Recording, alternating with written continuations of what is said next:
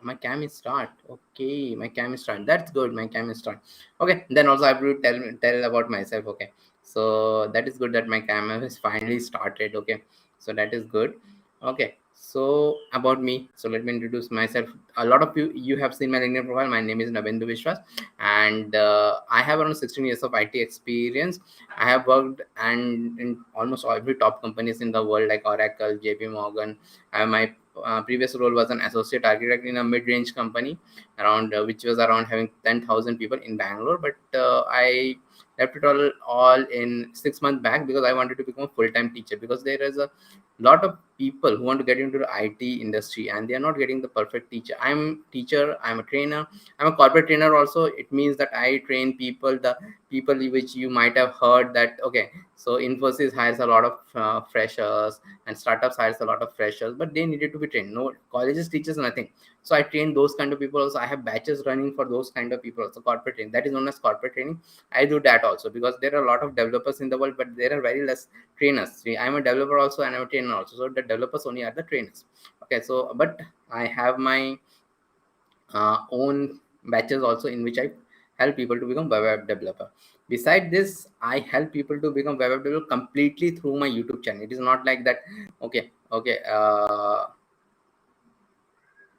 After attend this workshop, we'll get internship job for fresher. Internship job for fresher is not that much easy to get. Okay, so okay, I will come to that because for 30 minutes I'm going to tell you all about that only, means how to get the job, how to get all those things. For that, after that we'll start with HTML and all. Okay, so this is about me. And see, if you see, I have also written some technical books and all, and I have a lot of followers also. You might be seeing this thing. And now I have my own company which is known as TWT, and I'm the main teacher and the founder. Although I have another teacher here also, which is whose name is 𝐏𝐚𝐫𝐭𝐢𝐜𝐚𝐫𝐿. You might see him also on my YouTube channel. So that is there. And this was my last job. And this is our company TW. It's a fully registered company, registered in Bangalore. We pay the GST, so you will get the certificate. Okay, you will get the certificate, and with our GST number, and also fully legitimate certificate you can show anywhere. And we are going to promote you also big time. Once you get the certificate, I promote everyone big time who gets the certificate. And I have around more than 20,000 followers, 20,000 connections. It's a lot because LinkedIn has a cap on 30,000. I'm on the top and on this, so that is there. And one more thing, how you are going to get the how you are going to get your certifications and all. So a lot of people require certification. You have to fill some attendance form here. Okay, first attendance form will be given at around 3:30 p.m. Okay, first attendance form will be given around this 3:30 p.m. And this attendance form is like this. You have to fill your email address, you have to fill your name. Please give the correct name, please give the correct email address, because the certificate will be sent on your email address only. Certificate will be sent at that place only. Okay, and we'll try to send it by tonight, because there are a lot of people who attend this workshop. More than 50-60 people get the certificate, so it takes some time to generate them. Okay, and your current role and your LinkedIn profile. Why your LinkedIn profile? If you don't have a LinkedIn profile, please put that you don't have a LinkedIn profile. But please try to give a LinkedIn profile, because if you give a LinkedIn profile, we are going to promote you on LinkedIn also, because I have got a very big LinkedIn network. If I promote it, I have got HRs and startup people from everywhere in the world. Okay, so I have got everywhere, means people from Google and all those things are also there on my profile and all. So HRs, startup founders, and all those things are there, who are going to give you a job, because by that way only a lot of people have got the jobs. Okay, so that is there. And the second attendance form will be given towards the end of this session, which is around means it's around sometime around 5:30 to 6 it will be given, because towards 6 it will be over. Okay, so that is there. And that is done. And someone asked me a very good question, Rinku Chan. So after attending this workshop, you will get an internship job for a fresher. How will you get an internship job for a fresher after attending just a 3-hour workshop? And I'm also not, I don't even know, means if you are getting something out of it, if you know something out of it, and all those things are there. So what else we have started on our channel? See, the job and all, you just, I will tell you how to get the job, internship, and all. See, we run paid programs also, and most of the person who do a paid program, they get job even if it is completed. And a lot of people have even got jobs and all, even means with following us on YouTube and all. A lot of people have got like that. How they have got and all those things they have got. I will tell you how they have got, because I'm here to tell you the 3 secrets also, and how to get the web app development and what is a web app developer actually, what is a website developer, what is a web app developer, and all those things I'm going to tell you. Okay, and how you are going to get and all these things. Okay, one thing more I want to tell means, okay, so a lot of people from our YouTube channel also have got the job. It's not like that, like only paid and all. I don't want to promote that much paid, my paid classes on who wants. Okay, so it is like that. We help people from a YouTube channel completely. So one thing I want to tell you, these 3 hours are not sufficient for HTML, CSS, and JavaScript. Okay, so that's up to you. Okay, so see, this was a person who was just attending my YouTube videos and all. He used to attend on my YouTube session, and I generally have a lot of person on my WhatsApp group also. So I generally give them career guidance also if they want to know. So he was a mechanical engineer, and he got a job as a month stack developer in a local company. You have to start small only. He is getting 12,500 only, but that is there. Okay, he got a job following my channel and all. So there are a lot of use cases like this. Not only he, a lot of other people have also got job. Like a person who was telling me previous time that he got a internship in VMware. Means previous class he was telling me he has got internship in VMware by the React.js series. Okay, so all these things are there. And now enough of this attendance form and all those things. So let me first tell what you have to know. Okay, what you have to know. Okay, so this is not a web development, this is a tool anyways. So web development is the only thing which have got job right now. You might be seeing a lot of data sciences advertisement and all those things from like big companies, like you know which company you're getting the data science advertisement. There are 2 companies which you might have getting the data science advertisement. So data sciences, there are no job, not that many jobs are there. And see, what we do at TWD, we only target like those jobs which are way too much. See, there are 2 types of jobs in India right now, or in the world also. One which are very much limited, and one which are in abundance but people don't know about it. So why to go about those limited jobs? Why to go for those limited sarkari jobs when there are hundreds and thousands and lakhs of React.js jobs, which only a React.js on your profile can give you a React.js job? When they are there, why to go for those thousand of Fang job? You know Fang, what do I mean? Which requires you to mug up those DS and algorithms, which will take you another 1 year to learn. DS and algorithms are not that much easy to learn. Why to mug up those jobs? Why to get those jobs? Why don't go after those startup jobs, which are there so much? Startup people are not getting React.js developer, and it is not like that they are not going to pay. People in India only target for those 50 lakh jobs when there are 50 lakh per annum job, like those Fang jobs. When there are 10 lakh jobs waiting and easily can be gettable. If you know React.js, okay, someone was asking me something, means, okay, Ink was asking me, after this, you will give you a job. If you know React.js, just send me your React resume. If you know React.js, I will give you a job. If you know React.js very well, send me a resume, because I have a service company also. I need React.js people. I will give you a job. If anyone here knows React.js, I'm just openly telling you, send me your resume. I will give you a job. I'm promising I will give you a job. But it is not like that I am promising I will give you a job. I will give you an interview. Not a job. I'll give you an interview. You have to crack that interview. Nobody's give you a job just like that. Okay, you have to crack the interview. So that is there. So that I'm telling. And what is this web development, and why I'm telling this React.js? You have to know React.js to get a job. React.js have got more jobs than your all data science jobs and all. Okay, so why I'm telling that? Okay, so that is what I'm telling. Okay, so what is this React.js and all? So the web development is actually, in web development you have 3 things. One is known as HTML, one is CSS, and JavaScript. These 3 things, and we're going to learn these 3 things today. React.js, I have just completed on my channel. Okay, those for the new people, every day means at 8:30 p.m. we have a series. Okay, we have a series. Again, it's a live series. Again, it's a certification series. From first week of every month, we have CSS series. Second week of every month, which is JavaScript series. Third week of every month, we have React.js series. Fourth week, we have everything. Nowadays, we have another teacher on TWD also. So we are trying to have two series every day. Sometimes some week we'll have, some week we don't have. So we have one series at 3 p.m. also. Okay, again, one more thing, one more disclaimer. So some of you might be thinking that in 3 hours I'm going to teach everything. No, not going to teach everything. I'm going to teach only HTML completely. CSS and JavaScript cannot be taught in 2 hours. Okay, CSS take 5 hours to teach. JavaScript takes another 5 hours to teach. So total how much? 5 and 5, 10, 11 hours to teach everything, HTML, CSS, and JavaScript, and we don't have 11 hours. But a very good news is there. We will have those 11 hours, and see, I will tell you completely. Okay, so HTML 1 hour, CSS 5 hours, JavaScript 5 hours. And there is one more thing without which you cannot get a job. Only these three things will not give you a job.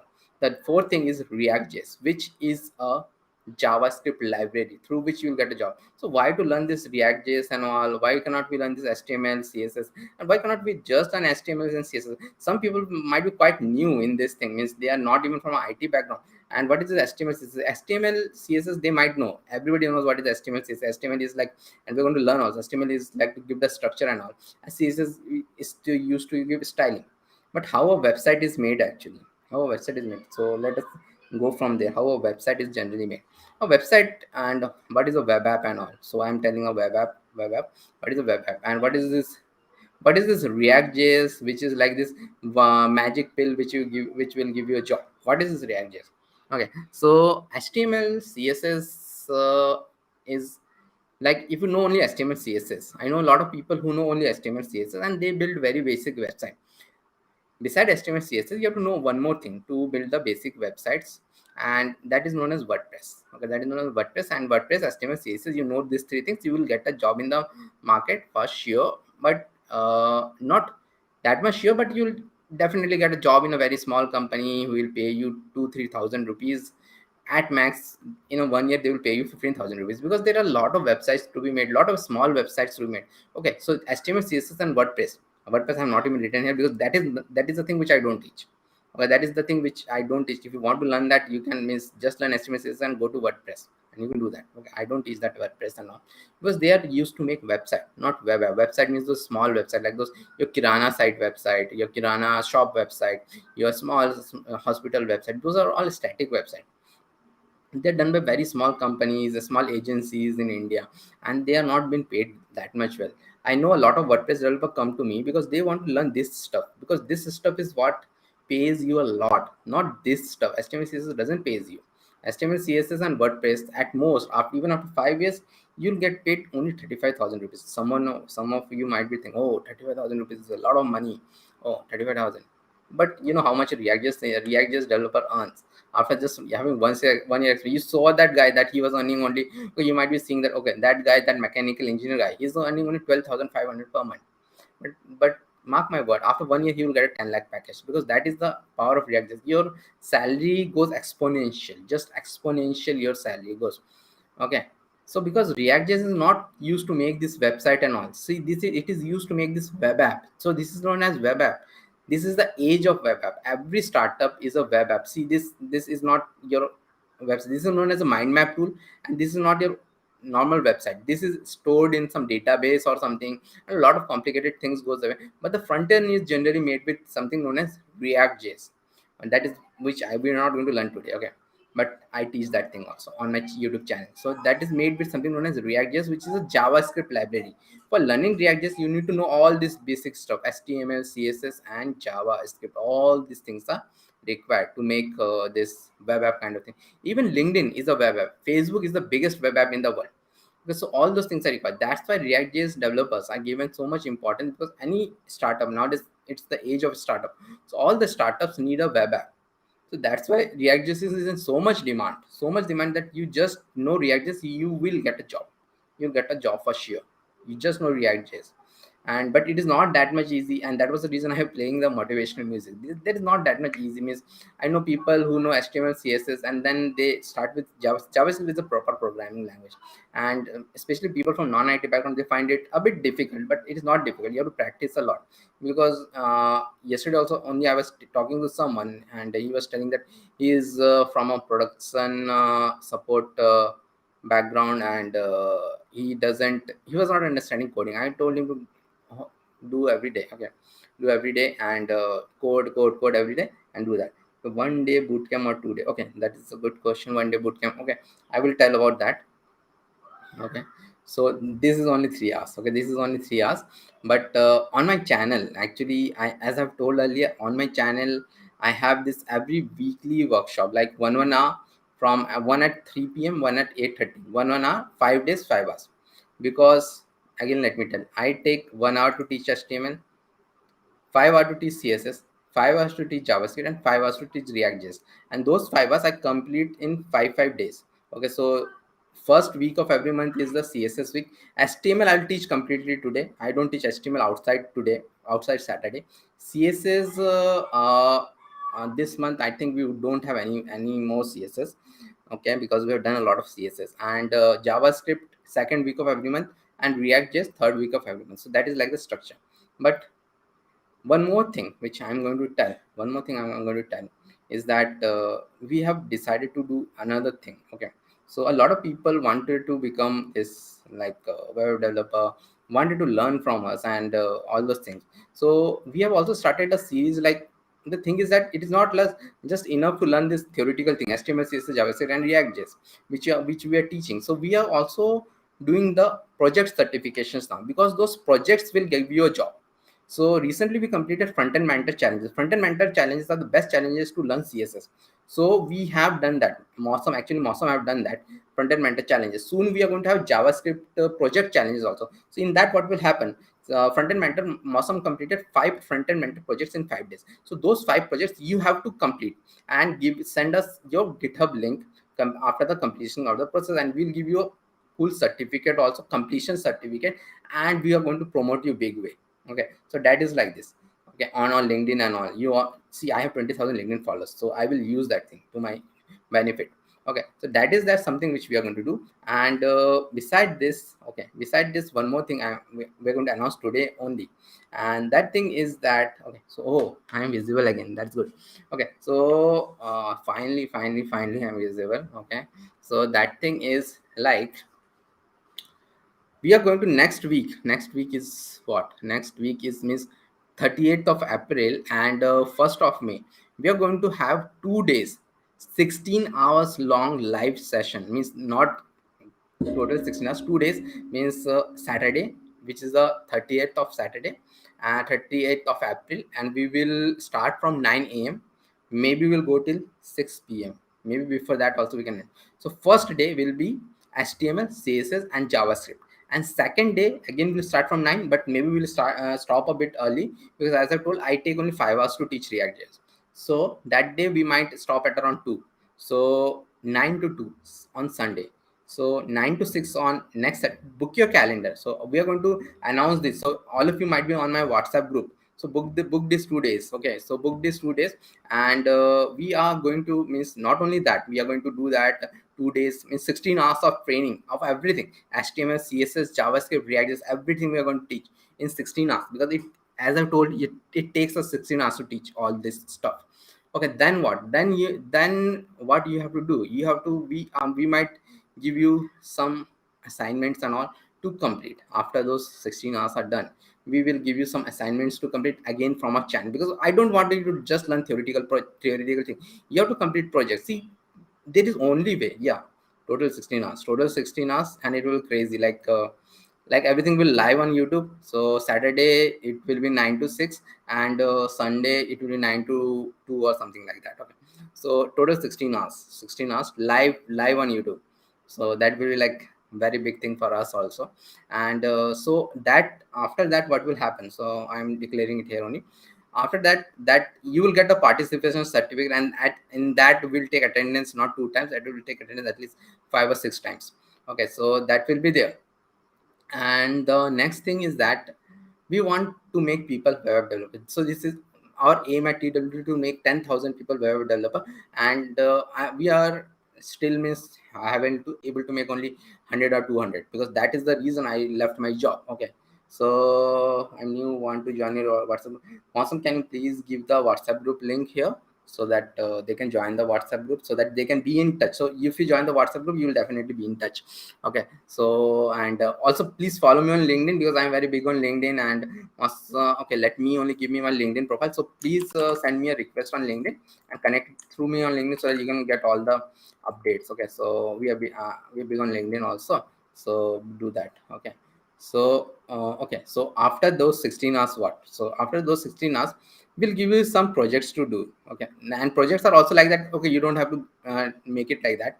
Maybe some front-end mentor projects you have to make. We are going to give you some CSS projects to make, some JavaScript project to make, again from our channel only, some playlist. Okay, you have to make, and some 1 or 2 React.js project to make.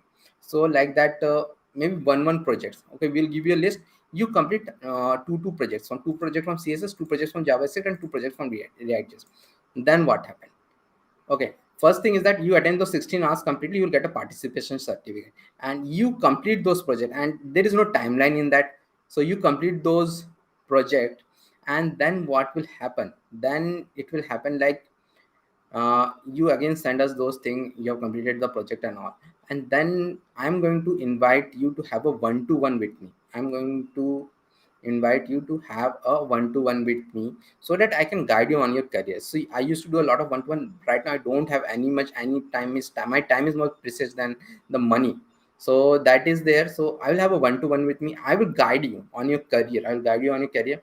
And one more thing, we have this like a call at Wednesday 10 p.m. Wednesday 10 p.m. we are going to have a call to solve your career doubt, and you will get the first weightage. I'm planning to have it on YouTube from now onwards, and you're going to get the first weightage, and I'm going to solve you. Maybe I'm going to bring you also. Okay, so I'm hosting it through your a streaming solution, in which I can bring you also, so we can have a live chat. Okay, I will bring you also, we can have a live chat. So I will own your career. So if you complete that, if you get that certificate, we are going to own your career. So we are going to I'm going to have only one-to-one with you, and every week we can meet. I can make a complete career guide for you. So try to attend that first, try to attend that workshop, get the participation certificate, and then the next thing, try to get a completion certificate by completing 6 projects. And one more thing which I have taught. Okay, so one minute, which I have taught. Let me, okay, if you're able to see me. Okay, you're able to see me and all. So as I have shown you that I'm a writer also and all. So the first 5 person who will get the completion certificate will get my written books also. I only have 5 books left. So first, see, these are all written by me, Navendra Vishwas. This is all written by me, and these are like high quality books. See, I publish only for US based companies. Each of the books, if you go to Amazon, it is 2,500. Each of the book is 2,500.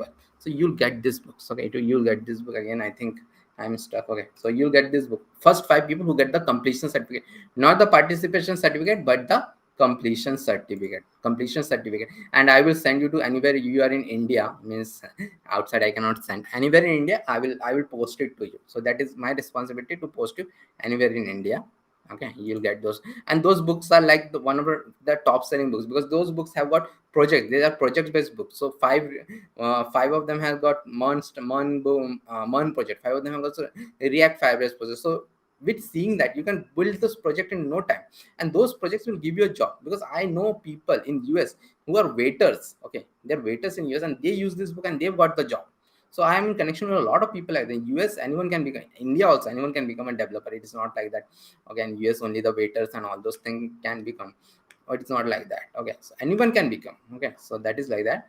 And we'll start in this HTML thing, but before that, WhatsApp link is not, maybe it will work if you become. But I have some very big plans for all of you, so please do attend that next week also, that 16 hours class. And if you subscribe to our channel, please do subscribe. If you're not subscribed, please do subscribe, because I think tomorrow I'm going to post that link. So the link will be created earlier only, and it is not like every week we have like crazy live trainings. Next week we are going to have those people are a bit old, those people know. I'm going to have the PostgreSQL training next week, and Mosam is our teacher, and Mosam is going to do advanced front-end mentor challenges which are on CSS. So next week also is like crazy, like 3 p.m. like around 2:30 p.m. Mosam will take thing. 2:30 p.m. to 3:30 to 4 p.m. Awesome will take, and at night 8:30 p.m. I will take. So that is like that. Next week also we have got a very pretty busy schedule. Next week we always have we are here to make you all web developer. So that is there. So one more thing I want to tell before starting with the HTML. See, this all are nice and all. So sometimes a lot of people ask me, sir, how to become a web developer and all. Okay, so that is there. Sometimes people ask me. So there are actually three secrets to become a web app developer. One is this networking. One is this, you have to do a lot of networking. What is the network? It is not like network marketing or something. Okay, I'm not here to sell you some Amway product and all. Okay, networking means, see, nowadays it is not enough. Okay, is an project change is currently life if project change. I don't know what is this project change and all. Okay, so project change, I'm not understanding what you're talking about. Okay, so the thing is that there are the three secrets. This three secrets I've also told that I'm going to tell. So you have to do a networking. You have to do a networking a lot. Okay, so networking means what? You have to be on LinkedIn. See, yesterday also I was talking to one of my students. She was telling me that, okay sir, I'm not getting a job. Means so I told you have to be active on LinkedIn. I've not seen any of your project on LinkedIn. So nowadays there is something which is known as code in public. Code in public. This is a big word nowadays. You have to post all of your projects on LinkedIn. So that is only the way to get a job. See, if you do, if you follow me, if you do some of my projects and all, I can send your resume to maybe 10 startups, 10 people. But you, if you yourself post it on LinkedIn, 100 startup people will contact you, because LinkedIn is the main network in India. 100 startup people will contact you. Twitter is very big in US. Instagram, don't follow those some people who are dancing and all. Follow some developers. Go connect with them. Facebook group is still very big. See, yesterday only in a React.js Facebook group, I saw a person was posting for a freelancing project. Do those freelancing projects after learning React. It will be, means people are paying like hell in Facebook groups. I was seeing, going through a Facebook group, and it was like someone was paying like $3,000. $3,000 is a lot of money for means 1-2 month contract. Okay, so that is like a lot of freelancing opportunities are also there in the Facebook group. But this is not that much. Is LinkedIn, Twitter, Instagram. A lot of people see, a lot of people come and say that, sir, we are not getting a job, give me a job and all those things. Yeah, all those things they come ping me on WhatsApp, LinkedIn and all those things. Because but I will tell them, how much do you code daily? Do you code 2 hours daily? If the answer is no, how can you become? Yesterday only one person was telling me, sir, I'm not getting it. So how much you code daily, buddy? I'm coding daily for the past 10 years, 2 hours, more than 2 hours. You have to daily code 2 hours. Then there are some challenges also which you can take if you are that much serious about your career. One is 100 days of code challenge. Okay, so 100 days of code challenge is there. So this challenge is actually let me some person is there. Okay, it's like someone was there. 100 days of code. Okay, 100 days of code. Someone in my group was there. So what is this 100 days of code? 100 days of code is like that. You have to code daily for 100 days, and you have to post on this hashtag. This hashtag is there on YouTube, on Twitter also. You have to post on this hashtag, and this is one of the top hashtag in the world. And if you do that thing, if you post on this hashtag, you will get a lot of visibility. But it is not the easiest challenge in the world, so I cannot ask everyone to do it, because it is the toughest. It is known as the toughest coding challenge on planet Earth, because you have to code 100 days. You might be thinking, oh, 100 days I'll code, but this is India. It is not like some small city in a European country where you're alone sitting in a wintry day. No, India, things happen. Some relative will drop by, someone will drop by, something will happen, you'll break the thing. You cannot break even one day in this thing. India, it is the toughest challenge in the world. India. So you, even if you break one day, you have to start again from zero. It is like that. Okay, I'm on day number 99. Some of my relative came, and they just I was not able to post that day. Gone 99 days. Zero. Start from zero. That's why this is the toughest challenge on the planet. Not everybody is able to do this. Actually, I recently did it, because for me it is not like that. For me, coding is always the first thing. So for me, it is not a big thing. So but if you do this, anybody will give you a job. Not only in India, anybody in the US will give you a job. Then 100 days of project, it is not that much good. One of my person who is following me, actually he followed my advice and he's also doing it. Actually, I'm not able to find him. I get a lot of things like this. He was doing this, and he's going to have a great thing. Okay, so that is there. Okay, someone is asking me attendance. I'll give you the attendance. Okay, no problem. Okay, so let me give the attendance also.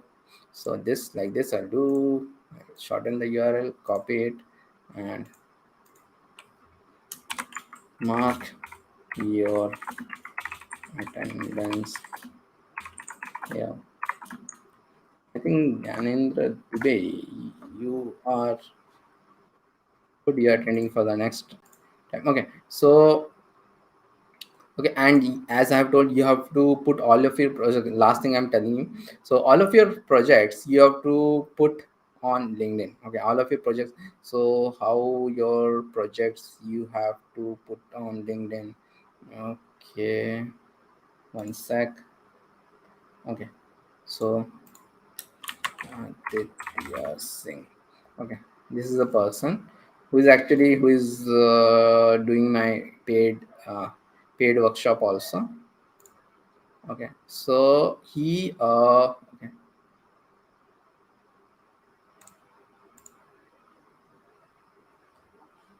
Okay, so something like this you have to put on LinkedIn whenever you complete some projects. So you have to complete those projects. So he created a WhatsApp clone. Again, it is there on my channel. So he created a WhatsApp clone, and then he posted this video. So like this you have to post. So this is something which get your attendance. And what he did, he tagged me. I'm not going to tell how to tag.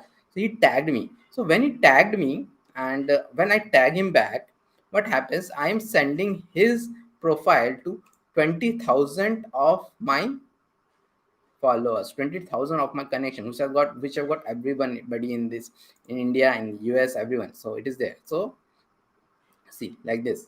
Okay, so that is there. And let's start now, because I have uh, already means given you all. So it's time to start with. It's time to start with. Okay, it's time to start now. Okay, one sec. Yeah, someone was telling that.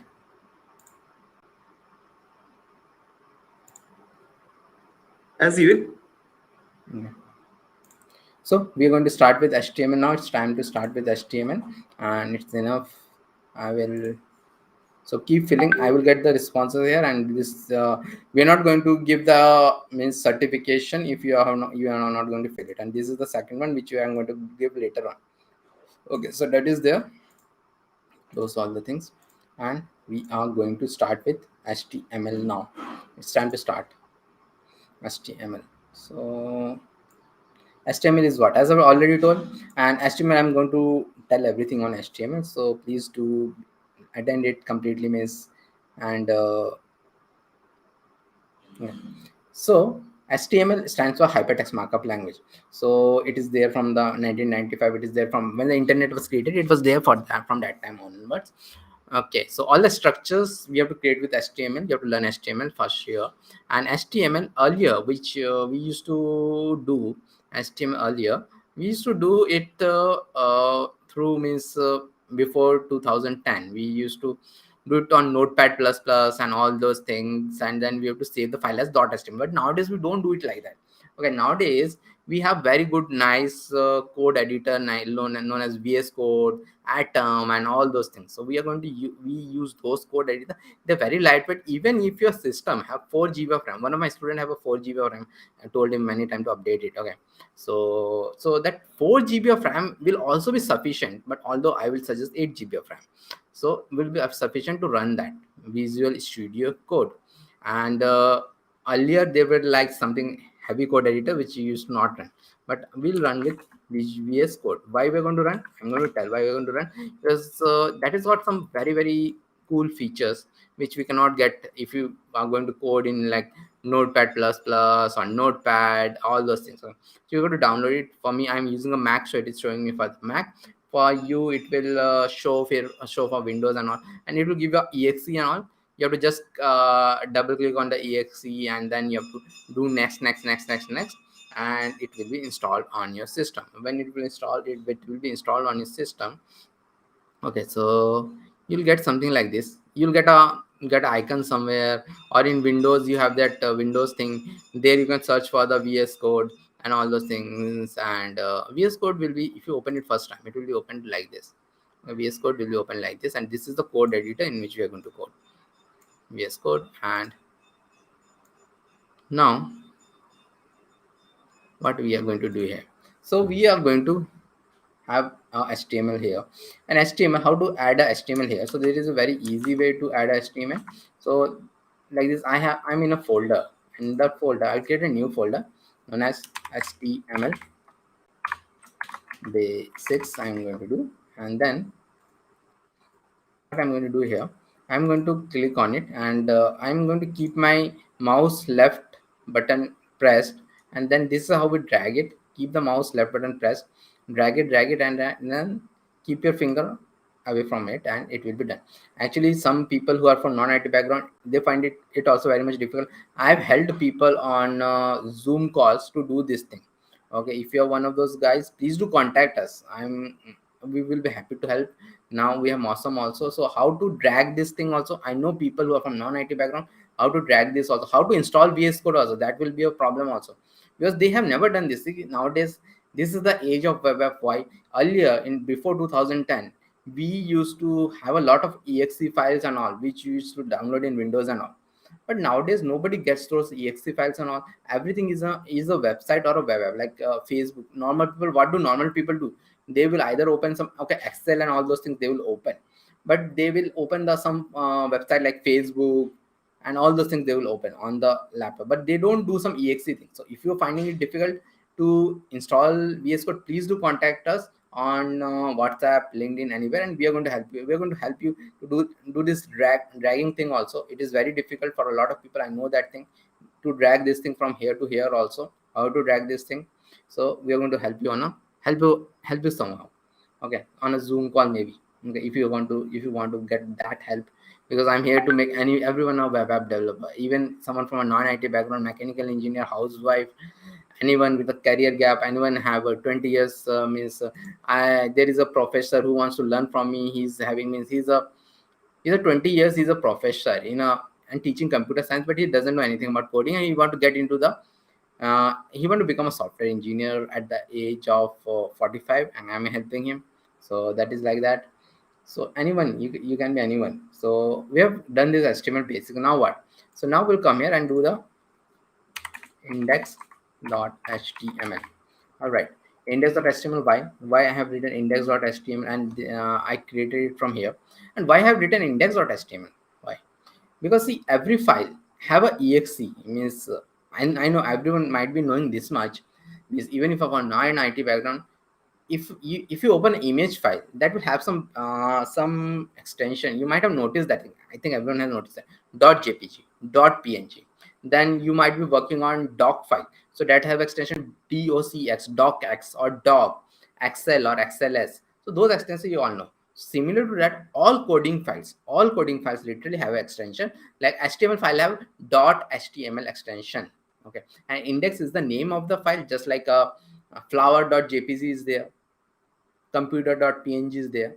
So index.html is also there. You can name it anything, but mostly people write the first thing as index.html. So index.html I have done. Okay, so now HTML requires some structure to be there, so then only we can code it. So HTML is known as hypertext markup language. So it has got some syntax, like every programming language have got some syntax. It has also got some syntax.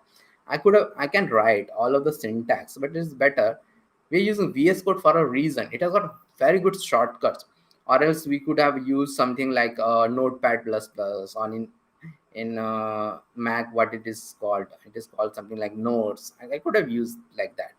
Okay, we don't do it. So because see, I will tell the first shortcut here.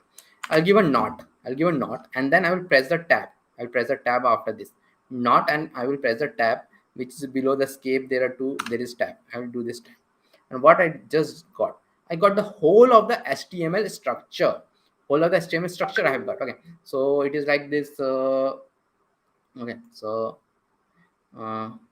like this doc type. Okay,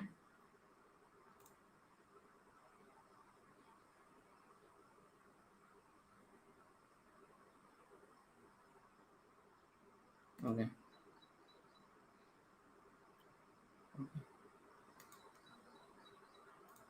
okay. So okay, someone was asking something. Can I post doubt on problem facing while working on project in the WhatsApp group? No, don't pass it on the WhatsApp group. Soumya Ranjan. Okay, that send it to Mosam directly. We'll see. Means we generally don't solve your every means we don't solve your every query related to project. You might be some working professional, so that if you are working professional, that will count under your project work. And if it is easy and valuable, we will do. But let's see. You can chat with Mosam directly. You can post it there. You can just go to the WhatsApp group and then connect with Mosam, and he's admin there, so he'll help you out if it is possible. So that is there. And okay, so we were here. So what is this? This is the whole structure. This is the whole structure of a HTML document. And doc type HTML is, see, HTML is like this pointed kind of brackets, and they are known as HTML tags. So different HTML tags are there. This pointed kind of brackets are there. So first pointed bracket which you're seeing, it is the doc type HTML. So what does the doc type HTML means? Doc type HTML means screen struck. Oh, screen is stuck. Screen is stuck, or my video is stuck only. Maybe my video is stuck. Okay, my camera is not working well. Okay, sorry, the screen is not stuck. My camera is not working well. The screen, I'm just talking. Maybe you are able to see what is there. My camera, I don't know what is happening with the camera. Okay, so maybe you're able to see. Yeah, you're able to see these things. Okay, maybe I need to change the system soon because it is becoming very much difficult. Okay, so this doctype HTML is there, and maybe I stop my video. It is looking weird. Okay, so that is there. And doctype HTML means it is HTML version 5. HTML version 5. HTML is governed by a committee known as W3C committee. Okay, W3C committee governed HTML. So they releases the versions of HTML. So in 2015, they released the version of HTML known as HTML version 5, and in that version there were a lot of good changes, good upgradations with, and this means that before that doc type HTML version 4, the doc type was a bit different. Okay, that is also a bit different than HTML lang. So there is a HTML tag which is like HTML lang is E in English, and HTML lang in English, so it means that okay, the language is English, so they're like FR for French, and all those things are also there. And see, everything in mostly in HTML, it just starts with the tag and it's end with the tag. It is starting and ending. Doc type is not ending, but it is starting and ending. So HTML has got two parts. One is the head part and one is the body part. Again, head is starting and head is ending. Body is there and body is there. So this is like that. Okay, so that is like that. So the head part and the body part are the important thing. In fact, the body part is the most important thing. Okay, so head part you see, so this, it has got something like this meta and all. So meta is not like the Facebook meta. It is not the Facebook meta. Facebook is also named meta, you all might know. Okay, so this is a different thing. This meta tag is something to not to do with Facebook, but something to do with Google. Okay, something to do with Google. Why to Google? Because in this meta tag you can give a lot of keywords and all those things and all. At one time, these were like the darlings of digital marketers. These meta tags, they were the darlings of digital marketers. Why? Because at one time, a decade back means 10 years back, what used to happen, this meta tag are actually, so let me tell how this meta tag works. So meta tag is basically their Google is there. So Google have, how does Google work? Google, brief history of how does Google work.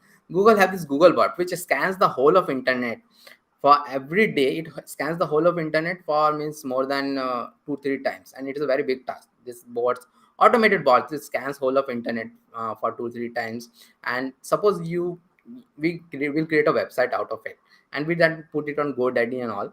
So we'll put it on GoDaddy, and then our new website is up, but nobody knows about it.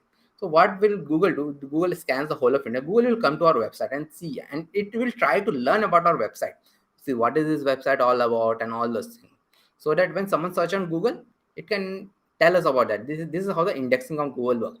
So what used to happen in this meta tag, we could have given the keywords also of our website. So suppose my website is maybe I have one website.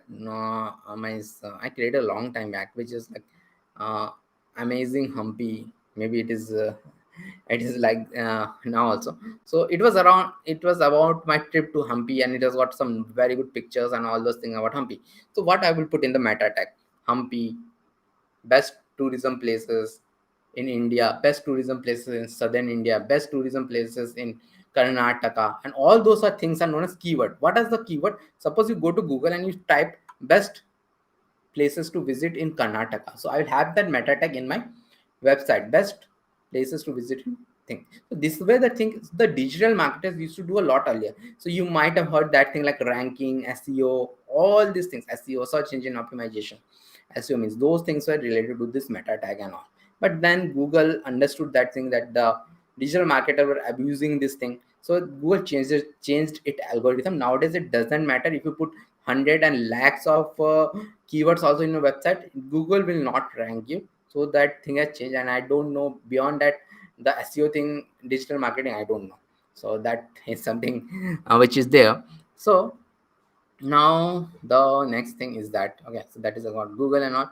Title is very important. Whatever you're seeing it here, this is known as a title. If I change it, and it will change. Anyways, this will not change. This is a Microsoft website. Yeah, VS Code is from Microsoft. So I'll write HTML basics. I'll write here, and the body tag is the main thing where we work. So body tag is everything which is coming from here is the body tag. So body tag is about different tags. HTML is all about learning about different tags. So I'll learn about H1. I'll write HTML crash course, and URSE crash course, and I will write a P. H1 is for heading. I'll write a P, and P is known as paragraph. Okay, P is known as paragraph, and let me give something nice in P, which is nice big. Okay, maybe I will give this one in P. I'll give this in P. Now I've written a very basic website. Now where to see this website? So if I go to the Finder in the HTML basic I have here, I'll get this index.html and all. Okay, so here I will if I double click, it will open in my default browser. So most people on Windows might have the default browser as Chrome. Nobody have the internet Edge as a default browser, but I have my default browser as Safari, and I don't want to open it in Safari. So this is something which everybody might know, that if you right click something and open it, it will open in the browser which you want. So I want to open it with the Chrome, not with the default Safari. See, it is also saying that it is a default Safari. So I will open, maybe I have to change my default. So I'll open it Chrome. Okay, it opened in my another browser. Okay, that is done. Okay, so it will open something like this. Okay, HTML basics. See, three things you have to see here: title, HTML basic title have come here. HTML basic title have come here, and HTML crash course H1, which we have written. H1 is like big. It has some big headings. It have P is known as paragraph tag. Paragraph tag is like this small things which have come. Okay, so this is all about this H1 and P. But as I have told, this HTML is all about learning about different tags, and I'm going to teach all of the important tags. You don't have to go outside it. See, people learn HTML for six months. If there is no mentor, I am your mentor. If there is no mentors, what people do? People on their own. It takes. I know people who for 2 years they're learning HTML only. HTML takes hardly 3 to 4 days to learn. You cannot learn HTML for 2 years. If you want to learn HTML, if you want to learn something for 2 years, and you say, okay, I will not learn JavaScript, I will tell learn CSS for 2 years. Be the master in CSS, so that you can develop any good website, and you'll be like a ninja in CSS. You can design like the Apple website also you can design. So that is also a very big thing. If you want to go like I want to design the Apple website. I want to create something like this. Apple. I want to create something like this. See, Apple website is a piece of art, just like Apple. It's a piece of art. This is a piece of art. This is not a website. This is actually a piece of art. If I go here in a, maybe I'll go to the Mac. See, these are not like a small website or like anything like this. Okay, so see, if I go to learn more, if I do see this thing, this is not a normal website. These are pieces of art. They cannot be made like that. If you want to make this in CSS only, it will take you around, even I don't know this much CSS. It will take around more than 1 year to make all these things. So these pieces of art, if you want to spend that time, spend to learn CSS. If you say, okay, so a lot of people say, okay, JavaScript is very tough. Okay, be very good in CSS.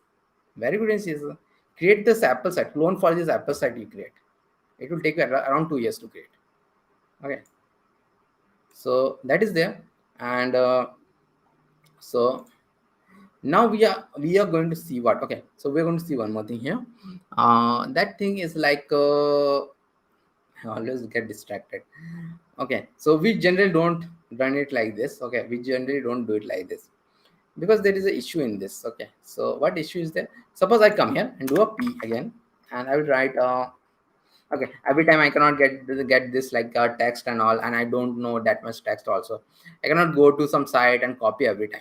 So there is something known as lorem, LOREM. Again, this is a VS Code feature, but you can get lorem a lot from the internet. Lorem is a very popular thing. It is known as lorem ipsum. So it is, if you search lorem ipsum generator, you'll get a very good lorem ipsum generator and all those things. And you can generate the lorem ipsum text and all.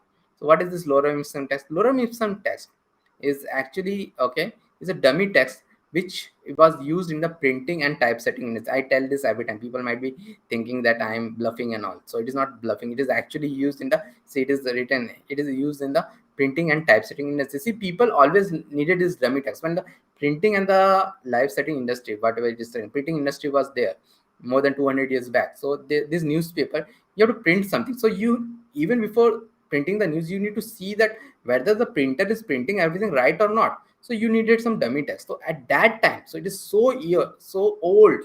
At that time, this dummy text known as lorem ipsum was invented, and that was put in the initial part. So nowadays in websites also this lorem ipsum is very much popular. You need dummy text, you do this lorem ipsum, and sometimes even you work for some client, they are not going to give you the real text at the first go. So you have to use some lorem ipsum only. And lorem ipsum generating is very easy in VS Code. You just have to write this lorem, and just you have to press the tab, and it will write the complete lorem for it. It doesn't have any sense, lorem ipsum. It doesn't make any English sentences, but it is there. But I will save it. Okay, I have given a P and I have saved it, but where is the P? Where is this thing? Where is my P? Okay, so it is not there. I just have to refresh it. So refreshing it is okay. Maybe you're coming from a Java background. Java, everything is not that much fast, but in JavaScript and HTML and all those things, in the web languages, we want instant result. So because it is not a compiled or something like that, I don't want to go there, but we want instant result. So how to do that? So for that, you have to go here again, a VS Code thing. You have to go there and search for something known as live. Search for something known as live, and this live server, there is a live server from someone known as Ritvik Day. You have to install this thing. You have to install this thing. Go ahead and install this thing. Install it or enable it, whatever it will come. For me, it is already showing disabled because I have already installed it. So after this, what will happen? You will get something like you will right click, you'll get open with live server, or you'll get this go live also. Anything you can press. Open with live server, definitely you'll get. Go live, I think you don't get that much quickly, so I'll do open with live server, and again it will actually open in my, I don't want to open it here in Safari.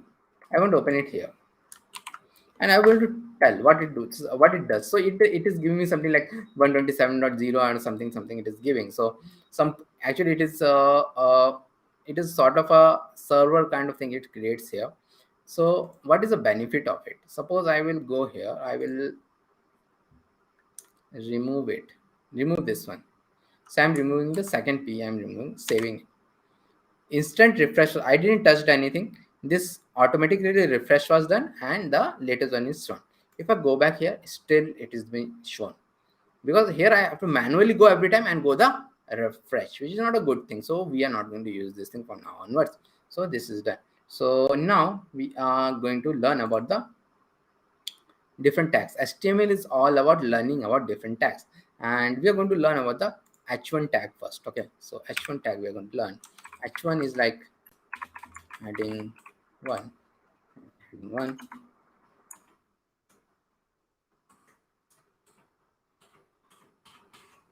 heading 1, heading 2, heading 3, heading 4, heading 5, heading 6.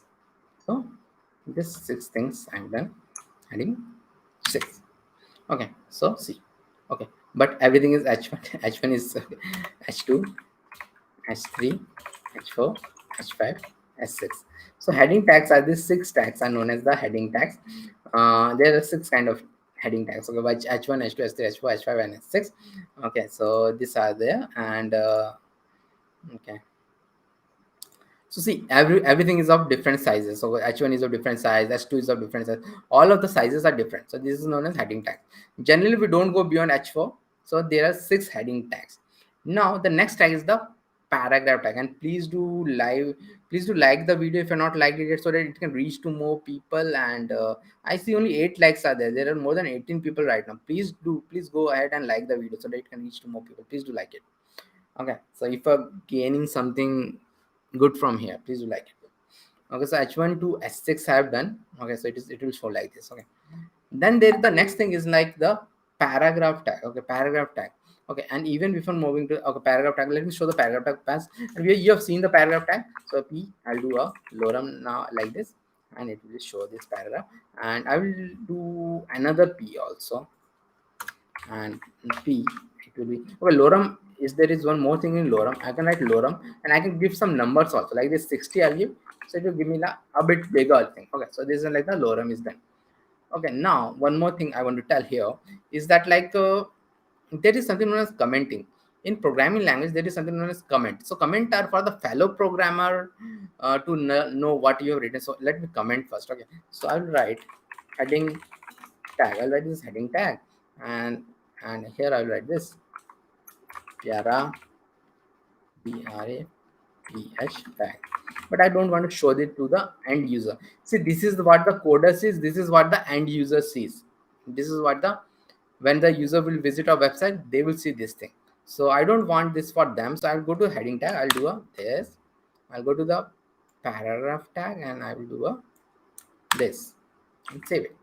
So see, this has not been shown here. I will refresh it also to the time. It will not be shown. These are known as comment. These are for developers to know what is the next thing is. These are for one developer to another developer. See, my last job I was an architect. It was like most of you people are quite new, means not that much old, I think.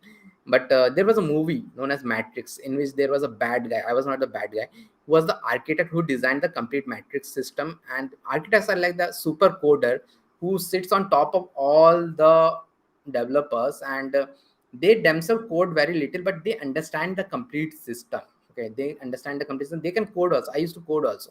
I used to lead a team of 10 front-end developers. Okay, and they used to code, and in one code we are developing a very big product, and that product means in one file only 10 developers, 5 6 developers used to work. So if someone works in that file, how will they know, how will they are going to know that what is in that file if someone else has come? So these comments are being used. So if someone is coding, so they will put the comment, okay, this code will do this thing, this code will do this thing. So they will also understand after 6 months when they come back, and the other developer will also understand after they when they see it, or if that developer leaves the company, so the new developer can also understand what this code does. So that is very much important. Here also we are using it to show what does that this means, this heading tag, this paragraph tag, what does that means. So that is what we are doing here. So that is the heading tag and paragraph tag. So as I told, HTML is all about tags. And one thing I want to tell here, the HTML tags are 2 types. One type is it is known as inline element. One is one is the inline element, one is block level element. I've just forgotten. So these are all block level elements. Why they are block level elements? See, this H1, H2, H3, H4, H5, H6 are there. So there was enough space after this H1, H2, H3, H4, H5, H6 to come. But yes, everything has come in its own line. Everything is coming in its own line, coming in its own line, coming in its own line. Okay. Everything is coming in its own line. Okay. So because they are block level elements, everything is coming online. There is some gap also. Even paragraph tag, this thing could have started from here, this lorem ipsum could have started from here, but it is coming in its own line. So that is like that. Okay, so these are known as block level element. Because the next tag which you are going to learn, you are going to see it's the inline element. So the next tag which you are going to learn is the link tag. Okay, so link tag is like link tag is like this. Link tag, and here the link tag are like a href, and here what does this href we can have in there? Here we can have any website link like the google.com, rediff.com, anything you can have. And I will give my own website link. Maybe I'll give that. I have a blogging website, I'll give that link. Okay, href the web dev tag. And here, okay, this has got something known as a parameter also. Here I'll write maybe twd. I'll write twd. I will save it. See, the TWD have come, and it is like this. It is showing like this, and when I hover my mouse over it, see, all of you have means if you all have seen computers, means if you all have a bond with computers. Okay, so you all know, you all have visited websites, you all know what is link. I don't have to tell you like what is a link and all. So links and all are like this. You can go there and Facebook and all you have done, and you click here, and it will take you to some website. So this TWD have written. So where it will take me? It will take me to this website.tag. Okay, so I will click here, and it will take me to this site, which happens to be my blogging site. Okay, so this is there, and so but one thing is there here. I just did it, and it opened in the same. It opened in the maybe in the. It opened in the same thing. Okay, it opened in the same tab, which is not a good user experience. Okay, because if it opens in the same tab, what happens? Why it is not a good user experience? See, the user can go away from my site. If I open it in the same tab, the user will actually, he will go away from my site, and maybe I'm giving some Facebook link, and Facebook is too much addictive. So if they go to Facebook, they will never come back to my small site. It is there like that. Okay, so you always try to open it in a different site. You go to any big site like YouTube and all, you will go, you will see that like if I go to okay, so where is that? Okay, so let me show one thing. If I go to YouTube and all also, so like this, one sec. Okay, so see, I'm going to my channel, this live channel, what is going on. So here, if I go here and suppose I click here, so this thing I will click, this is a kind of a link, this I'll click, see this thing, it is opening in a different tab. Even the bigger website, any bigger website you'll go, the link will always open in a different tab. It will not open in the same place, it will open in a different tab, because that is how it should work. It should not open in the same tab. So that's a means like that the person is going away from it. So to solve that thing from programmatically, how we do programmatically, that thing can be done programmatically. So I'll come here and maybe I will give that same link. I am going to give, okay, that YouTube link I'll give, and this is some shortcut is there. And then what I have to do, so twdyt, and here I would give another thing known as target equal to underscore blank.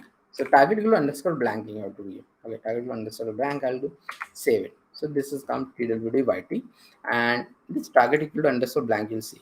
I'll click it, it is opening in the different thing. It is opening in a different tab. It is opening. But if I click here, it is opening in the same tab. target equal to blank is very much important. But one more thing I want to tell here, you see this TWT is there, TWT and TWTYT is there, and they are two different things, and they are both of them are like coming in the same line. That's why they are known as inline. So these two tags are coming in the same line. If I have another 10 tags also, it will come in the same line. Only some space will be there, some space will be there, some space will be there. So that will be there, some space will be there, and it will be shown like this. Okay, some space will be there and it will be like this. Okay, so these are known as inline, and that these are known as block level for that reason only, because it will take its own line, it will not take its own line. So that is there. So now the next thing which we are going to learn is list tag. We're going to learn the list tag. So let us do the list tag, and list tag I'm going to do, and here print it out, and then list tag is like there is a UL known as unordered list, and then there is a li. Li is known as item 1, and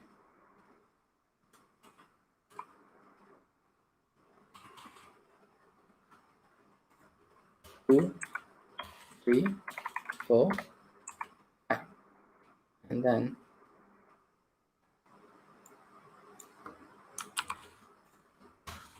we have something known as OL also. OL is known as ordered list.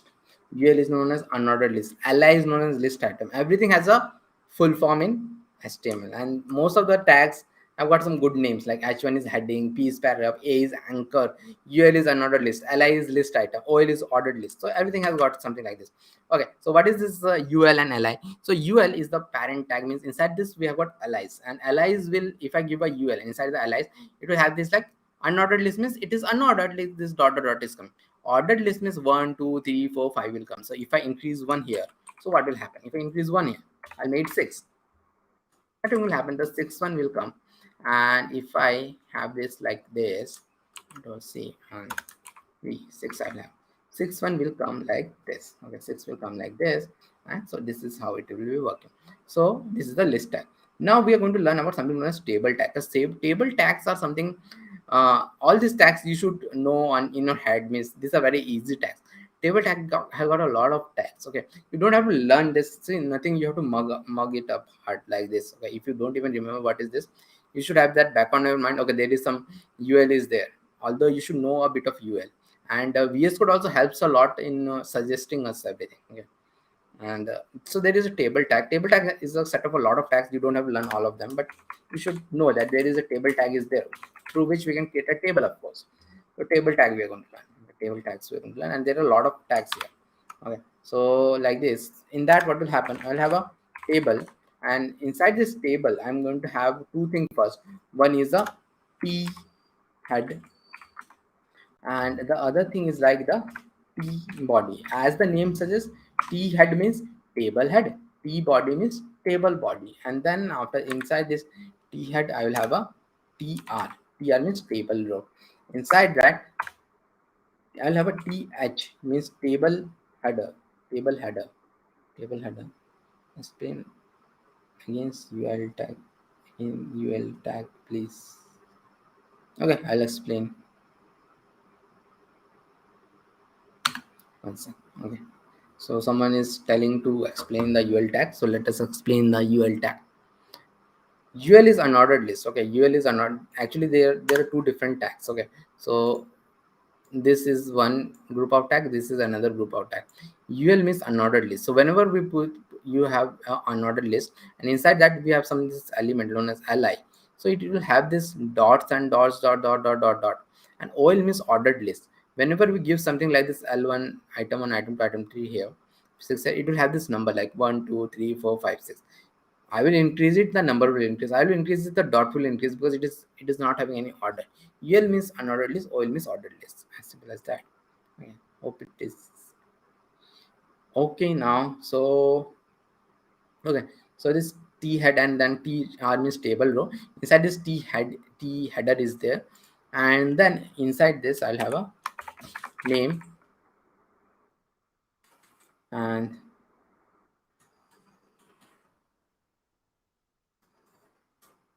age, and email. I will have these three things I'm going to have.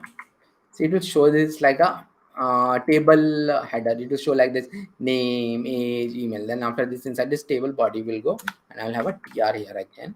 And inside this tr, I'm going to have a td. Td means table data. See, I'll have a bindu.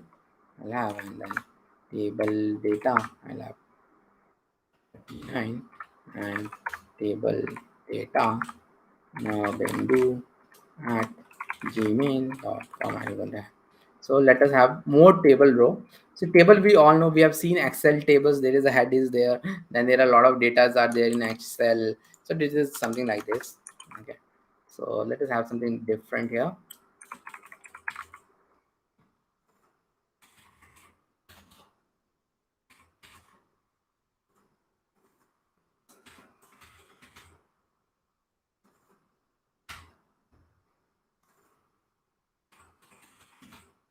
Okay, save it. So the menu scan is coming. So this is how the table tag works. Means this, see, in table head, whatever we put, it will come here. Okay, and the other thing is that this th, it is coming like okay, so th is like a bold, and a table row is like whatever row we are going to show that row, and you can have multiple time table data is there inside it.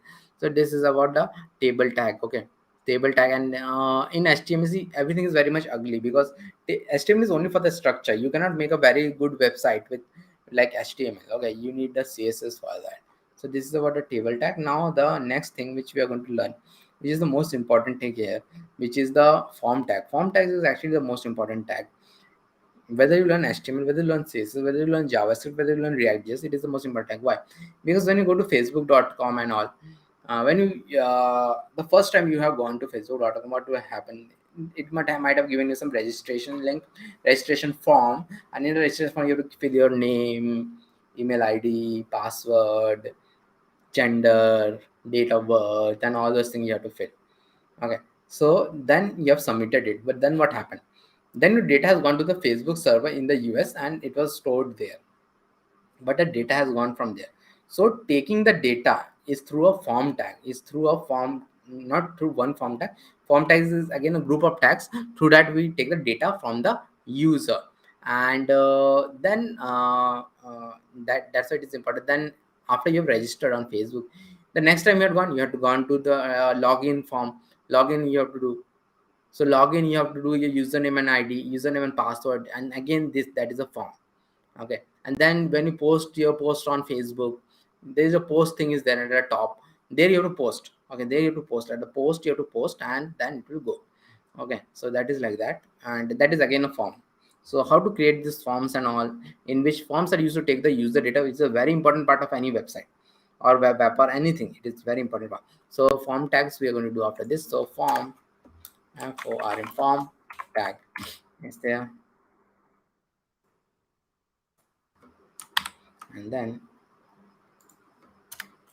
form, actually something which you don't require. Form is there, and then inside this I'll have a label. I'll have, and label I'll have it as name. Okay, so one more thing I want to show. Okay, let's just show the thing also. Label I'll do. So it is having something as for also. Okay, so for I will give it as name,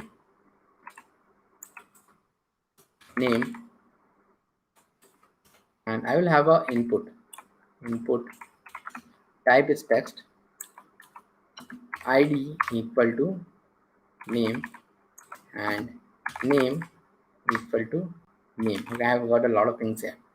First thing, so let me save it. Okay. And let me have another thing here so that it is much more easier to understand. So label is there. It will be age, age. Type will be number, and this will be age. So I will save it. Let us see how it will come. Okay, so and one more thing, it has come very big, bit down, and I need something between this. So before font tag, I should have told that thing. There are two more tags. Okay, one is known as a BR. BR is known as break. It doesn't have an ending like this. See, I will have some space here. After that, you might have seen that after this, some space was added. BR is there. Then another thing is HR. HR means horizontal rule. It will create a horizontal line like this. Okay, so that will create, and I will have this thing here also, and it will have this thing. So it is a bit differentiable. Okay, so let us come back. So what is this label? So label and input are something which always comes in pair. How they are a pair and all. So this, there is a for tag in label, and there is a id tag in input. So that what make them a couple. That is the same thing. That's what makes them a couple. So id for and id will be same, which is name. Then this name which I have given, you might have seen that it is coming here. So label is for that only. Whatever you write it here, it will come here. Whatever you write, it is like a H1P and all those things, but it is actually related to input. So that's why we write it like this. Okay, then there is input type text is there. Type text. Okay, there are many different input types. Type text is that we can type the text in it. Then there is a name is also there. So id I have explained. What is this name? Name equal to name here, name equal to age. So this is something which uniquely identifies this thing. For what? All of this data, I'm also going to show how this data will go. All of this data will go to the backend actually. Go to the backend like that. I've told in the Facebook case, it will go to the Facebook server. So all of this data needed to be sent to the backend. We are not going to create backend now. Backend is a very big stuff that you can check from a channel and all. So all of this thing will go to the backend. Now when this thing will go to the backend, the backend need to identify it somehow. So it will identify it with this name, age, all these things. Okay, so that is for the backend. So that is done. Now one more thing is that there you might have seen on the Facebook and all those things, there's name, password, they come in different lines. They come in different lines. They don't come like this. Okay, name, password. Okay, they will come in different lines. So how to do that? See, if you we have to do it through CSS, it would have been very much easy, but we are going to do it through your HTML only, pure HTML. So for that, what we're going to do here, I'm going to go here. There is a div here. Whenever you're writing some HTML, you're going to see that div is a very common thing. Div is by default a block level element. Okay, block level element. And how we are going to have it here, like this. Alt, I'm going to take it in the top, and then save it like this. And then I'm going to have another div here, and like this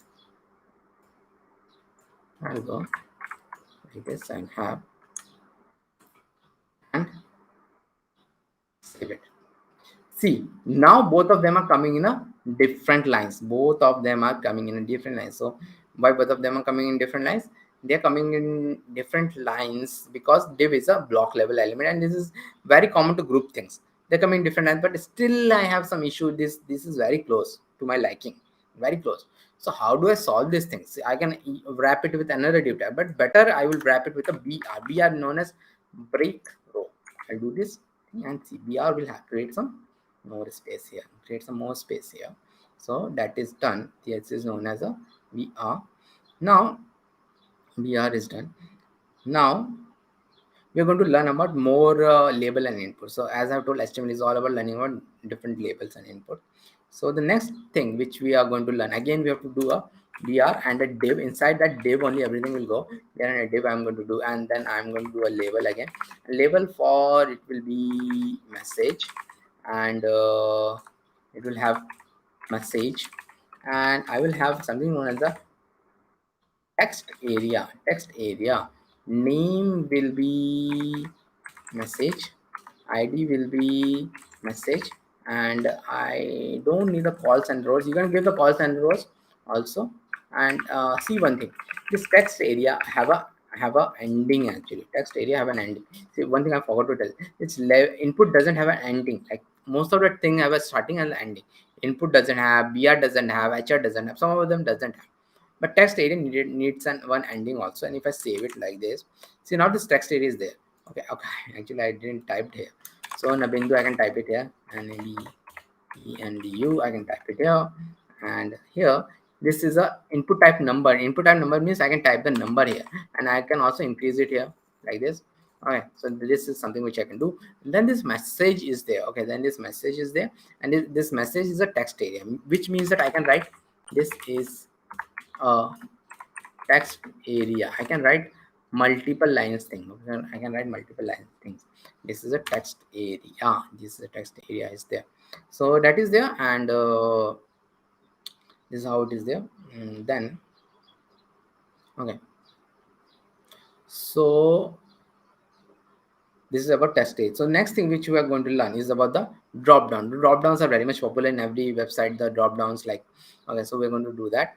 And here I'm going to come and do a br again, and div again, and then I'm going to do a label again, label for, and it will be color, and it will be like favorite color, like this, and select. Okay. And one more thing, the color spelling is not wrong. Color is COLOR only, not COLOUR. Why? Because internet, HTML, everything technical is invented by Americans, not by the Britishers, whose English we follow. No. So every color is like COLOR only. And if you start writing COLOUR, you'll face a lot of errors in the CSS, especially where color spelling is COLOR, not COLOUR. That's why you should always write COLOR. Okay, so that is there, unless you're doing from for an Indian company which requires something like a favorite color and all. Okay, so favorite color I have given, and then what is this? Select, name is color, ID is color, so that is obvious. And this option, what is this option? Has got something like value. This red, green, and blue are there. So I've saved it. See what is happening here. This favorite color is like this drop down is coming, and this drop down is having this thing, red, green, and blue, which is actually this big thing, like this caps thing, like red, green, and blue. And this small thing's value, what is this value? Value is something which will go to the, okay, value is something which will go to the backend. Okay, it will go to the backend. Again, I will tell how it will go to the backend and all. It will go, and I'm not going to explain backend today. Backend is again a very big stuff. Okay, so that is done. So now we will come here, and we will do two more things. See, forms are very big. Forms is very big actually, and forms are the most important thing to learn in HTML. Okay, that's why I'm taking so much time in it. Okay, then I will come here and do a br, and then div I'm going to do, and then I will write h4. I'm writing h4 for a different reason. Okay, h4 I'll write, and I'll come up, and what do you own? I'll do what do you own, and h4. After that, I will have a, we're going to write the check boxes. Okay, check boxes we're going to write. What are the check boxes? Check boxes are those square things which are there everywhere. Means input type is like a check box. Oh yeah, type is like check box. So what are the square things actually which I'm telling? We all know what are the square things. You ever go to Amazon site, and if I maybe I will I'll search for laptop. Okay, laptop. Okay, see these things, these things are known as check boxes. In this, what happened, I can choose one brand also, I can choose all of them also. So these are known as the check boxes. Okay, which all of us have seen, everywhere we have seen. Okay, check boxes. Okay, so the check boxes are like this, and check boxes are like uh, we can have multiple things selected, and it is not a group, it goes in a different way. We're going to also see how it goes. So name equal to vehicle 1 I'll do, and value equal to bike I'll write. Okay, then I will have a label for this. Yeah, we can have label after the input also. It is not like that you have to have it like this, the same. So I have this bike, and value, as I told, it goes to the back end. But I need to have the ID also here, because input and the input and the for are a couple, because they have these two things. Because it's like a couple have these two things which are like a for, and they're combined in that way. Okay, and then I will write a bike here. Similar to this, now I'll come and that like this. vehicle 2 and car and car, car, car. Let's save it. Now what will happen? What do you own is coming and the bike and car are coming. So I can click both of them. I can click both of them. I can choose both of them. So this is like this. This is like the checkboxes. Okay, and a lot of you might have given some online exams also during the COVID and all, and that you have to do some multiple questions answers, and there also you might have used the checkbox. Now we'll learn about the radio boxes. So what are these radio boxes and all? So again, I'm going to go to BR and do a div like this. I'll have a H4 and I'll have a gender here. Okay, then I'll have a input type radio and name equal to gender, value equal to male. Okay, and label is like for ID is like ID will be male. Actually ID will be male and for will be male, and here also ID equal to male will be there. Okay, so here I will have the male. So let us have those other two genders also. Sorry if you're watching it from the US and all, I cannot have those. I was doing some database stuff from next week is I'm going to teach PostgreSQL.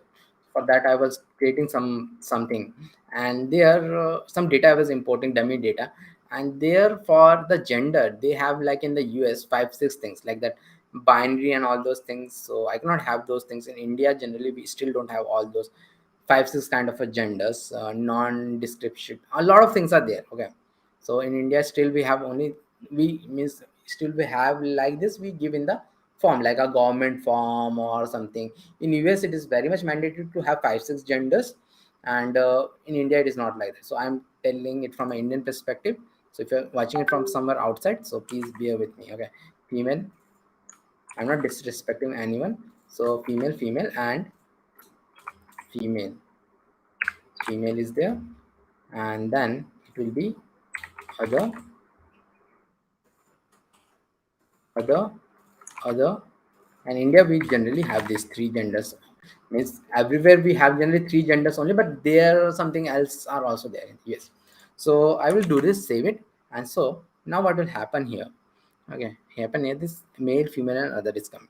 And now if I click here, one thing I'll click, so male will be there, female, the male is changed, other it is changed, but here I can do and at both of these things, but here I cannot do. What is this actually? This is like known as a radio boxes, and we all have seen this. This has been used to take the gender, very much common in Facebook. You go anywhere you go, it will be there. Okay, it will be there and to take the gender and all.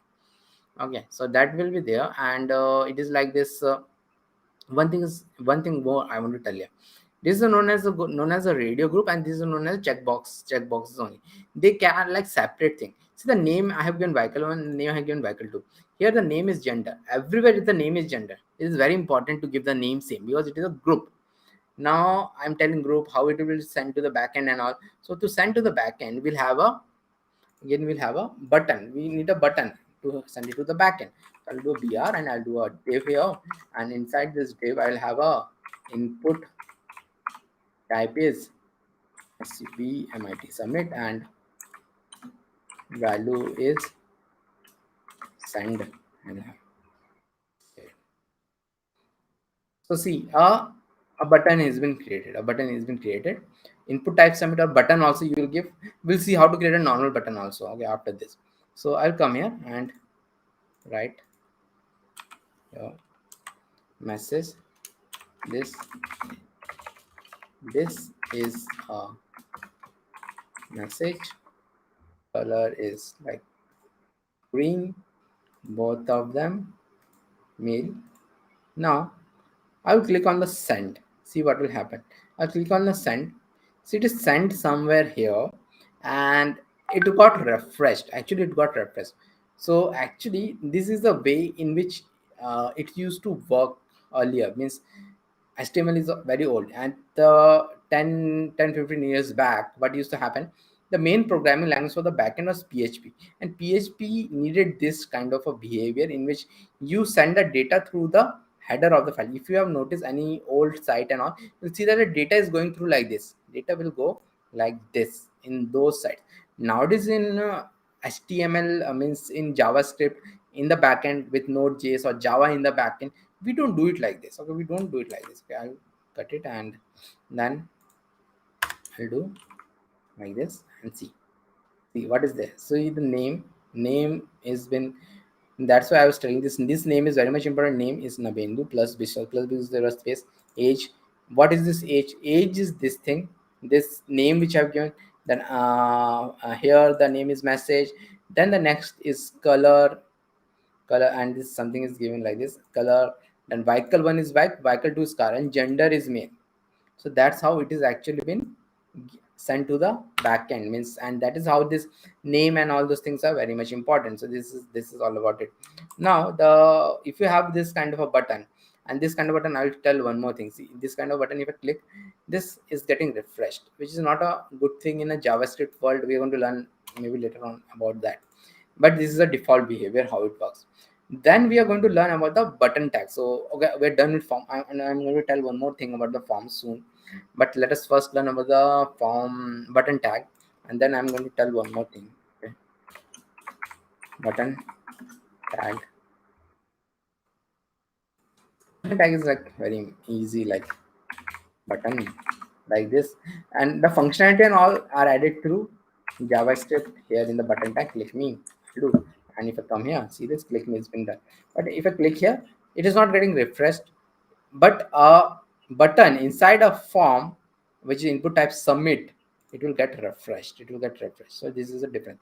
And one more thing I want to tell is that okay, so I have told a lot about form tags. Okay, and as I told, I will tell everything about HTML, but there is one thing which I have not told completely, which you have to learn from one site known as W3C, and this is like HTML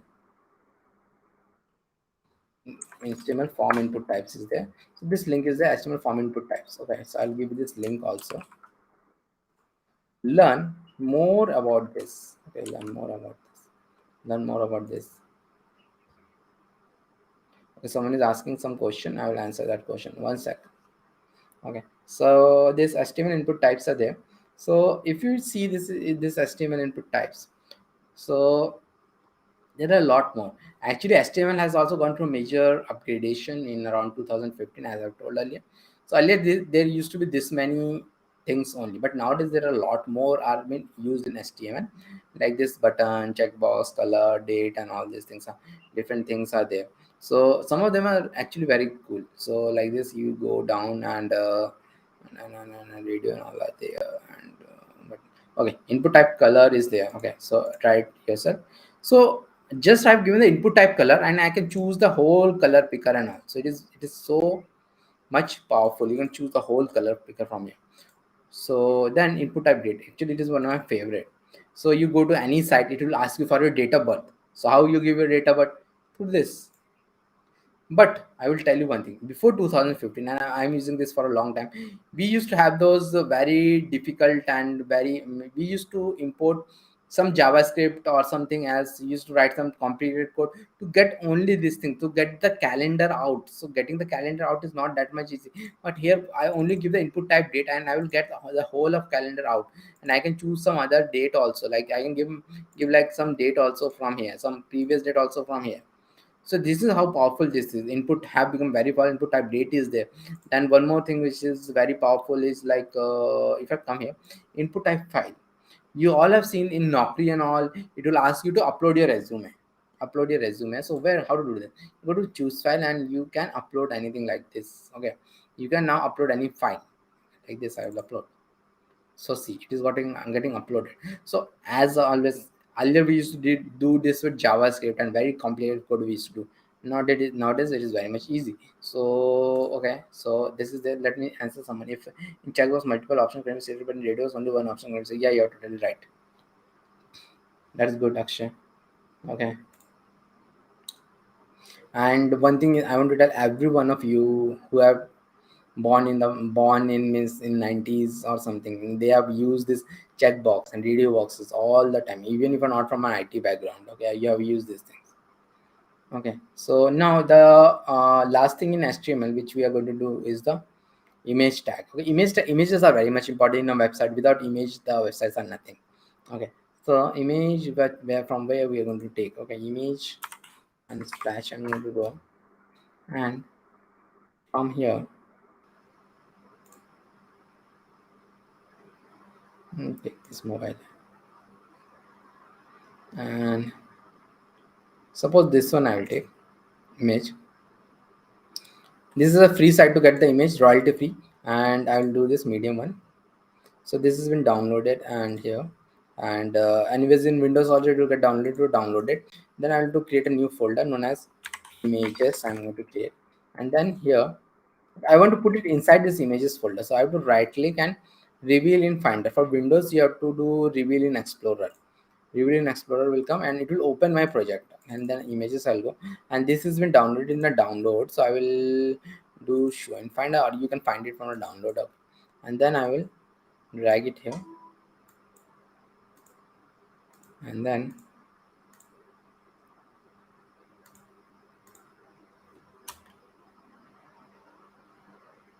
I'll make it like this and splash. Now I have this image now. So how to show this image? Okay, to show this image, we will go here and write the last thing here. Like again a br I'll do, and image tag I'll do.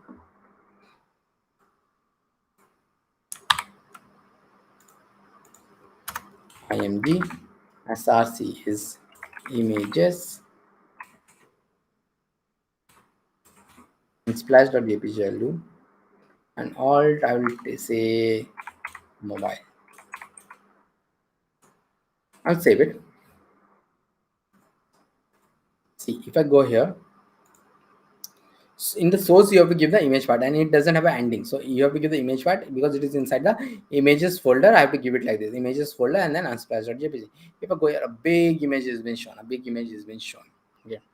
And what is this alt? I'm going to tell about that. And image tag doesn't have a lot of things. Okay, image tag, you cannot have a lot of things. Like with CSS we can control a lot. We are going with CSS, we're going to see how to control it, but here I'm going to have like this. Width is like maybe 300. We'll give the width and the height. Width and height is like 200. I'm going to read and save it. So 300 by 200 will be done. Now back to this means what is this alt? What is this alt mobile which I have done? Okay, what is this alt mobile? Okay, so this alt mobile is like alternate of it. We all might have seen this thing. See, sometime what happens, we start a site which is the images takes the most number of time to load in a site. So image heavy site I will open. So suddenly what happened, maybe my internet connection drop off on my mobile. Maybe means maybe we'll go back 5-6 years in the time when there was no geo connection used to drop a lot. Nowadays the connection doesn't drop. Or maybe I am traveling by a bike in a some place, there is I'm entering a tunnel through a bike, I'm going, and I'm the back right I'm seeing on my mobile, and suddenly the internet goes away because I have entered the tunnel, and then that image, it was going to load an image, it will stuck. Or else sometime it also happens the image is deleted, or the developer had given something wrong, like something like as, and they have not tested their code and splash.jpg, which is not there. I'll save it. Then it will show me this broken image in Chrome, and then this mobile will be shown. So this is like this. Okay, so this is like this, it's there.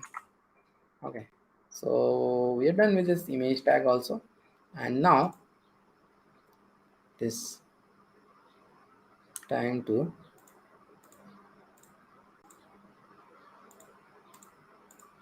start with a CSS. It is time to start with CSS and HTML. I have completed everything, as I told, completed everything. Only the thing which you have to learn is the from there. CSS is something which we are going to touch. We are going to touch in a very good way. We are going to learn a bit, but CSS again, I take around 5 hours. I take around 5 hours to teach CSS completely. I teach CSS basics in it, CSS flexbox, CSS grid. Even Mosam, who is the under teacher at TWD, he also teaches CSS. So we teach CSS a lot of time, because CSS is something which people means who are just a lot of people here on this side are like complete beginners. They want to get into web development. For them, learning HTML, CSS, and JavaScript is the first thing to going towards React. So that is something which we do a lot of time. CSS we do a lot of time on this channel, and certifications also. Since CSS certifications, like we will those 5 days you have to attend all those 5 days, like Monday to Friday, 1 hour each, and you have to give that attendance form. Then we will give you the certificate. Okay, so that is there. And now let us go to CSS, and CSS we will create a different file, and I will give the all of this file in a zip file kind of, because I know most of you people will know the GitHub and all. Okay, so we are going to give it in a zip file. In the description I'm going to give, okay, in the description I'm going to give description of this video, and this video I'm not going to delete it. Okay, you're going to come back later and also watch it. Come back later on and watch it.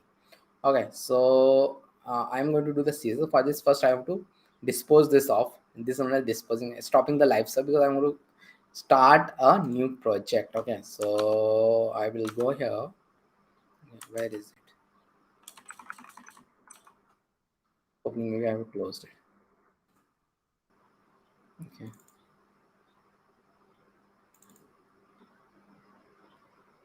So again, I'm in that same folder. Again, I'll do this CSS basics. I'm going to do CSS basics. I'm going to do. Then click it, and again I have to drag it, and it will come like this. And CSS comes on top of your HTML. So HTML will always be there. It is not like HTML will go anywhere. HTML structure. CSS stands for cascading styles. It is used to give the styles in any website. So I'll do a index.html, and next is style.css. Okay. So like the your index files are like this, index.html. Styles file are like this, style.css. The CSS style is any name. That CSS.css is the most important thing. Okay, so that is there. And again, the index.html, I'll do a not and bring it out. And now I write CSS basics. And now I'll come here and write a h1, which is CSS crash course. CSS crash course, I'll write. And let me open it with live server. And so CSS crash course is there. As we're using right now, we're using only HTML, so it is all black and white and ugly. So that is there. Okay, black and white and ugly. So now how to make it colorful? CSS is all about color and all those nice stuff. Okay, so we will go to style.css, and there are actually two other ways for CSS also that we explain in our bigger class. Okay, that we explain. We don't have time for that. So this is the most common way to give CSS. So I want to give some style for this h1. So how to do that? I want to change the style. So CSS is also like HTML is learning about the tags. CSS is about learning about the properties. And again, there are tens of thousands of properties. You don't have to go learn a lot of that. Okay, so I might go give some playlist also to from where to learn and all. Okay, so our playlist. So here I will go and target the h1. I'll target the h1. This is how we target the h1, and then I will do the color as dark red. Dark red. I'll do dark red. This is how we write a CSS. H1 I have written, curly bracket after h1 will target the h1 on the page, curly bracket. Color is the property, and color is a property which we are going to say, as I've told earlier. Color, color, color spelling is color, not color. Okay, color I've given, and then the dark red. Dark red, there are many different color names. Dark red is one of them. I'm going to tell more about it also. Dark red I'm do, but I am saving it, I'm saving it. Image tag. Okay, actually, Yogesh, I've closed that thing. Maybe image tag. I will. My network weak.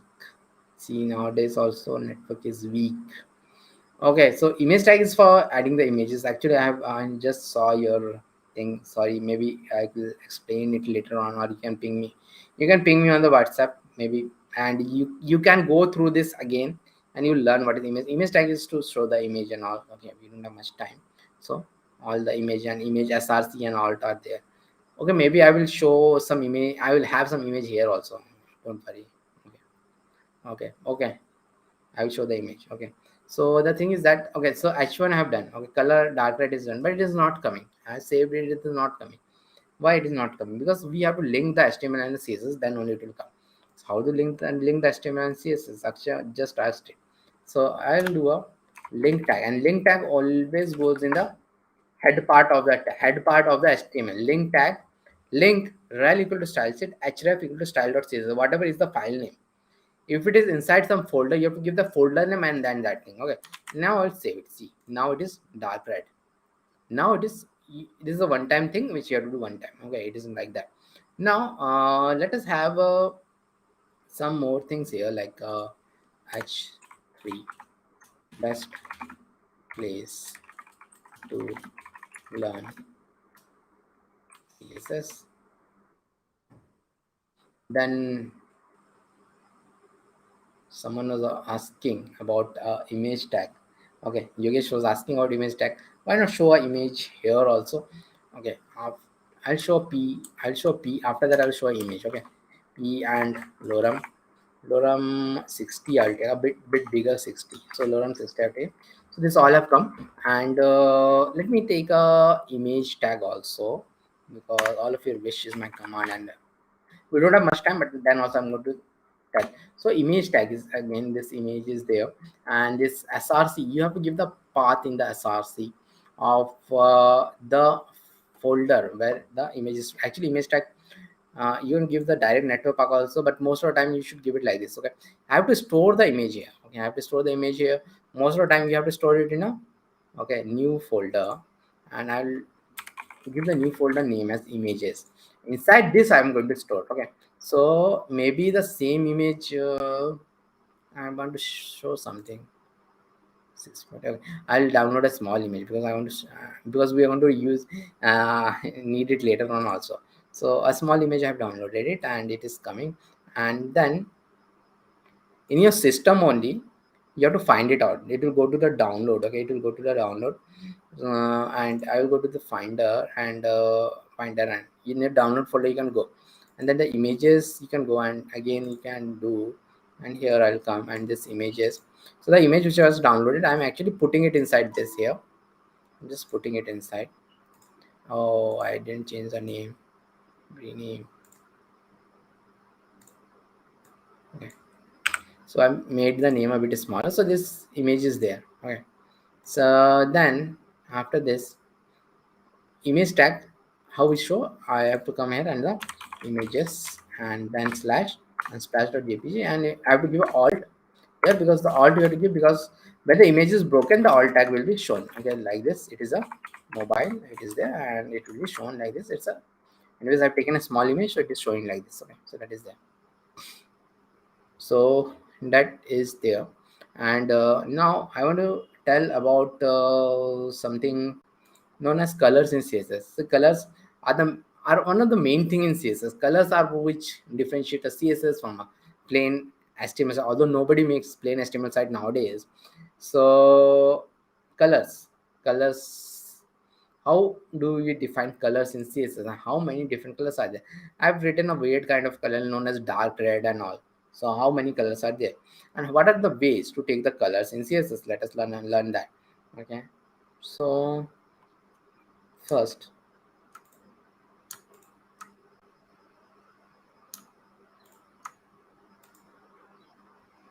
okay, so the first way to give color in CSS is the name. I have given the color some name I have given.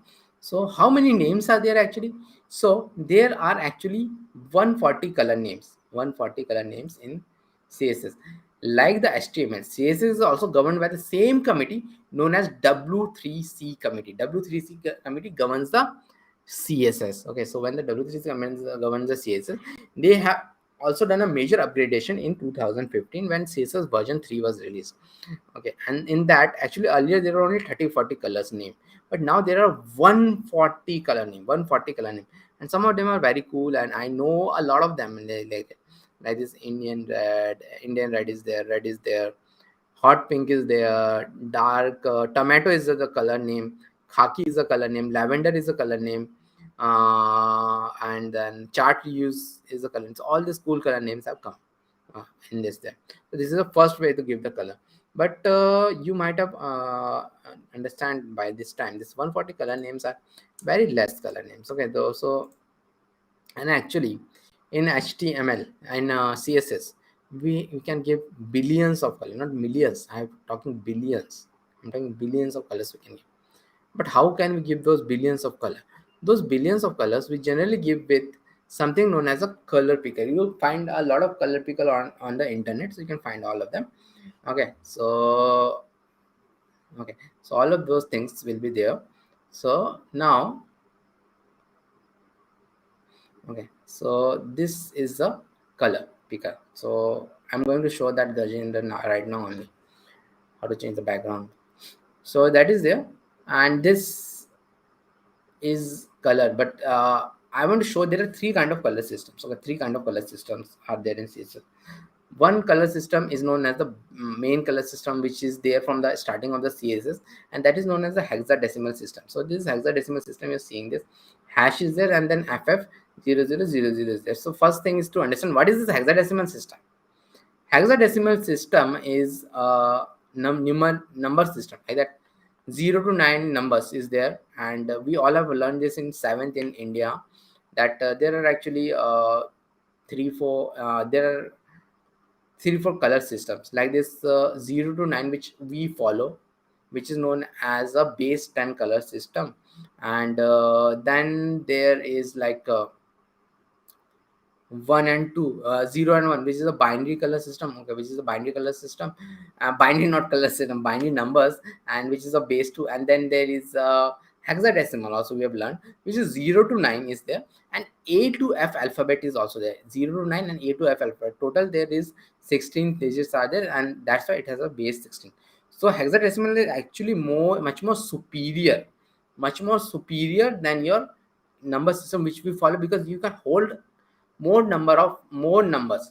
So that was the reason CSS team chosen it, and colors are given by this. Okay, and then there is another thing here. Another thing is like this, like you see like this, it is consisting of 1 2 3 4 5 6 digits. It is 6 digits are there. One is FF, next is 00, and last one is also 00. Okay, in this case, okay, it is not like every case it will be like this. So first two digit represent red, next two represent the green, after this next two represents the blue. Red, green and blue. Why red, green and blue? Because human eye can see only red, green and blue color, or a combination of those three colors. So that's why red, green and blue color are being shown, red, green and blue color in that thing.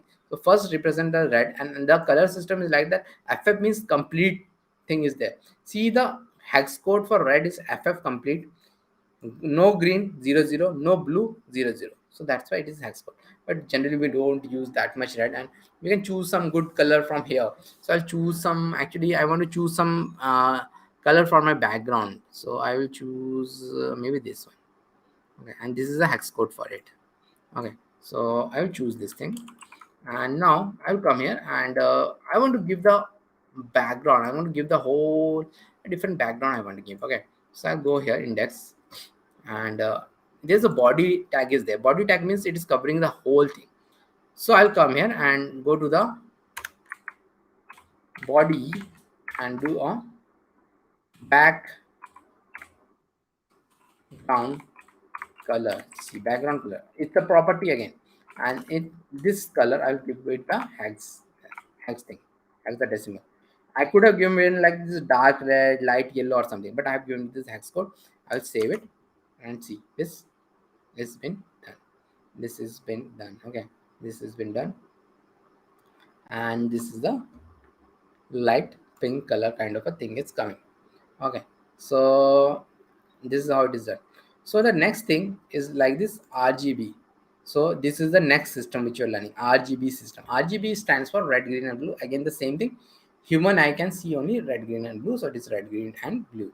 Okay. Again, it has got some numbers in it here. 255 means completely, and 0 means absence of it. So it is again shown with this RGB. And now what we are going to do, we are going to choose a H3. So maybe some space is there. H3 I'm going to choose, and I'm going to change the color of it. CLR color, and RGB I'm going to choose RGB, but let me have this purple kind of a color, and this I'll choose. This I'll give the RGB, and save it. And now if I come here, see this is H3 is like purple kind of color, and with the RGB I have taken.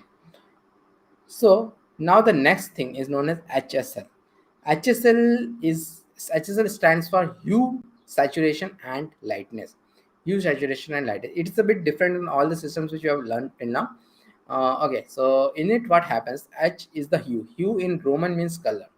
So hue in Roman means color. So actually, it is like a 3D kind of thing. It in from hue only we get all of the three colors. Means what, which is a combination. We give that combination. It comes from a color pyramid.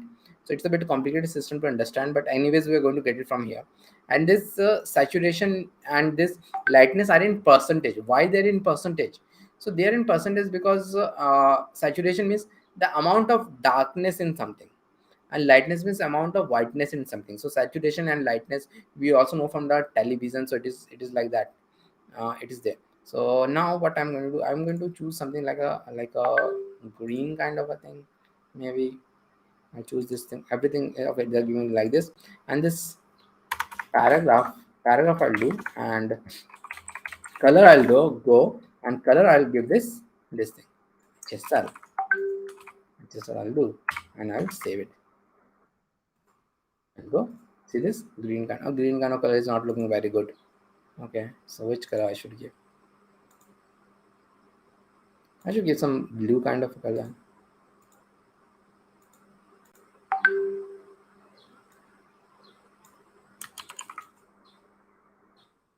And one more thing, if I hover my mouse over it, okay, I will not give from there. I'll hover my mouse over it and see I will get this nice color picker in the VS Code. I can choose from here also. It is actually much nicer. So I'll go down to this blue because I can do some fine tuning. I'll do this fine tuning, save it, and it will be shown like a blue color. Okay, so this is done. Okay, so this is done. Now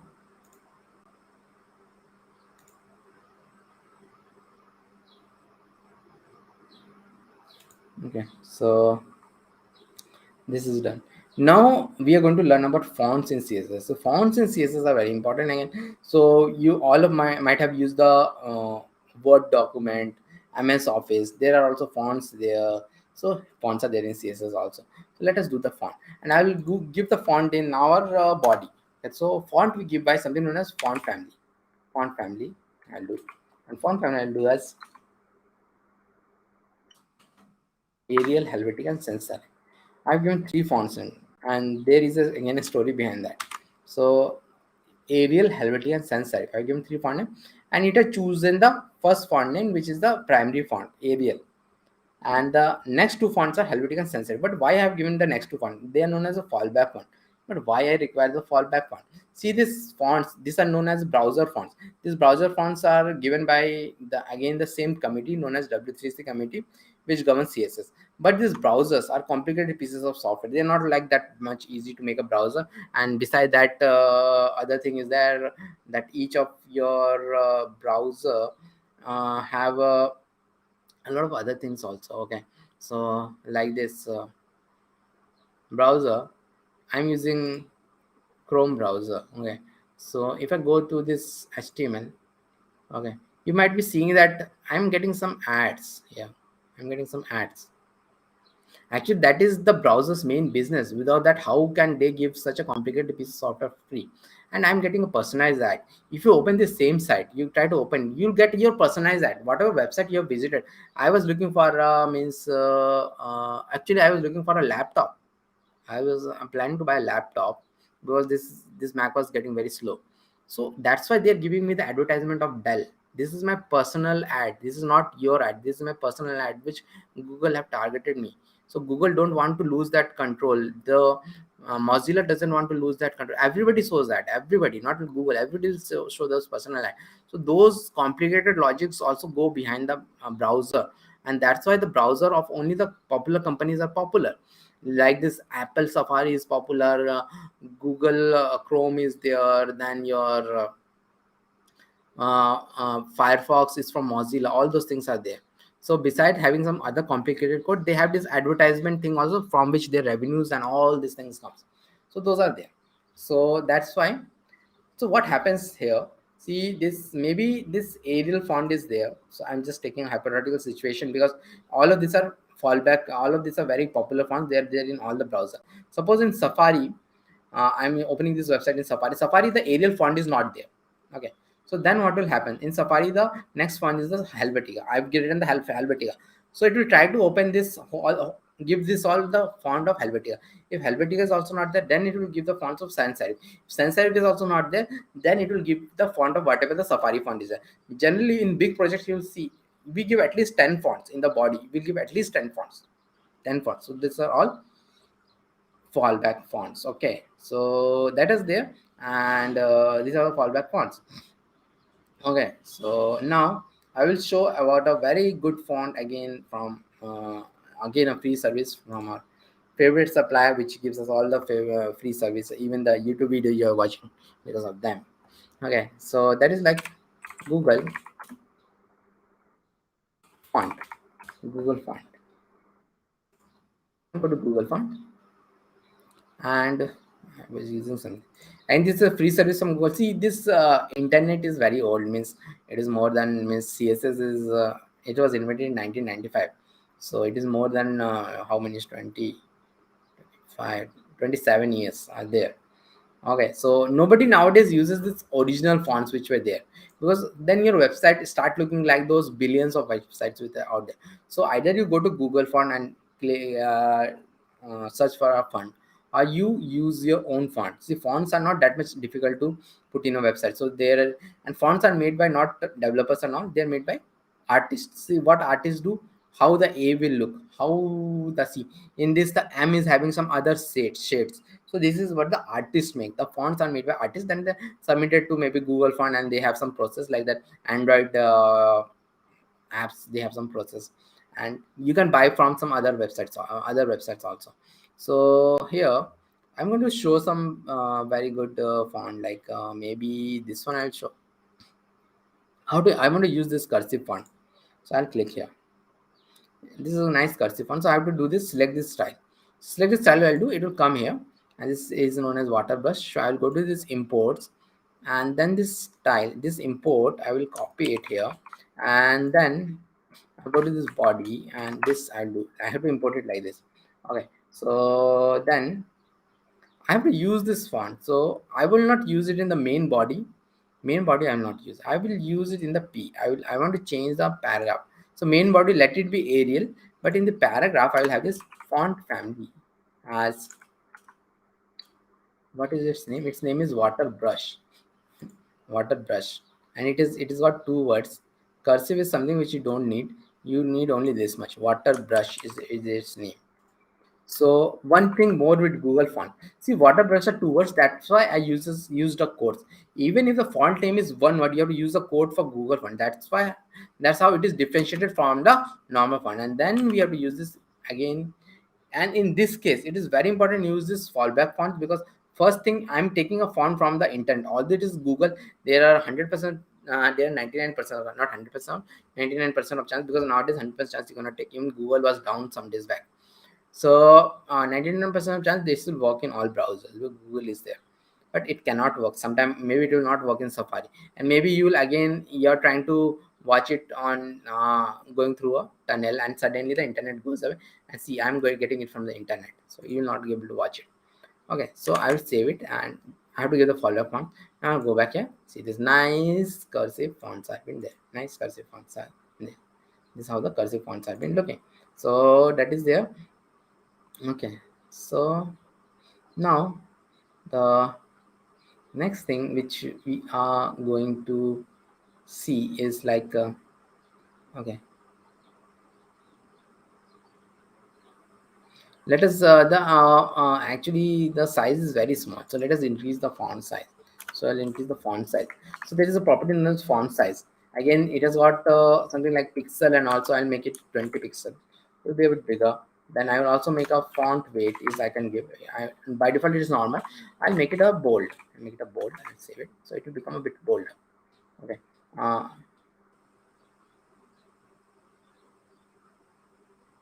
Yeah, that is good. That is, yeah, you can download the Google fonts also. That is a good, you can go here and see this download is there. This download all is there. You can download this on your computer, and then you can store it. Okay, so it's better. Yeah, see, someone who is already working in the industry is telling, that is very good thing. You can download this thing, and there is a way to use that. It gives some tft files, something like that, and you can directly do it and use it. And that is how you purchase fonts also. You purchase fonts from some company, and so yeah, that's a good view which Candle have given us. Okay, so yeah, so what I was telling now, font weight I have taken like this, and then there's one more thing here. Okay, so that is known as a line height, and I'll give it as 1.6 gram. I'll give, because it's become a bit less. So what is this RAM and what is this PX? RAM and PX are like this. So RAM, PX are like this units of measurement, and RAM and PX. And there is one more unit of measurement. So what are these units of measurement? So let us understand from the PX. PX is the most common. You'll find it in almost everywhere. PX you'll see people use PX and all. PX stands for pixel. So pixel is a very common word. Pixel is like this. You all have heard that. Okay, this monitor have got more pixel. This TV has got more pixel. This is like a HD. HD TV has got more pixel. True HD has got more pixel. The pixel is what? Pixel are the small dot which makes a computer monitor or a TV and all those things, or a mobile. Those small dots are there. So those makes a pixel. Okay, so as we are advancing, so what is happening? This there in 1 square centimeter, however, how many pixels are been loaded, it will increase the HD, true HD, and all those things for a TV. Okay, so like 4K TV, 8K TV, it will do like this. In 1 square centimeter they are able to pack more pixel, so that will increase the thing. So that is known as pixel dot. So I have a very low end monitor on my left, and this right side, it is a like high definition big monitor. So in this one, if I go too close, I can see those pixels with my eyes. But in this my high-end monitor, if I go very close also, I can see those pixels. So that is like that. But this pixel is a bit different, which the CSS were using. CSS people have their own TV, have their own monitor, which has got a 3000 dpi pixel, and they uses that to give the pixel in normal. But the more pixel you will increase, the size will increase like more. Like you don't have to learn more about, like if I give it 30 pixel, it will be like bigger. So like this is there. So but what is this RAM and what is this REM? There is something known as EM, and there is something known as RAM. So we will learn about that. For that, what we need to do, we need to go outside here, and I will have a div here, and I will wrap maybe this all image. Let me keep it outside, or image also I will show one tag. Okay. So this div I have done. Okay, this div is there, and now div is wrapping everything. So div is the parent of this, and div is wrapping h1, s3, p, and image tag. It is wrapping. So that is like this. Now I'll come here and I will give the div as font size of 10 pixel. I'll give. Okay, font size of 10 pixel again. Now this font size I'll give as 2m. I'm giving. Save it.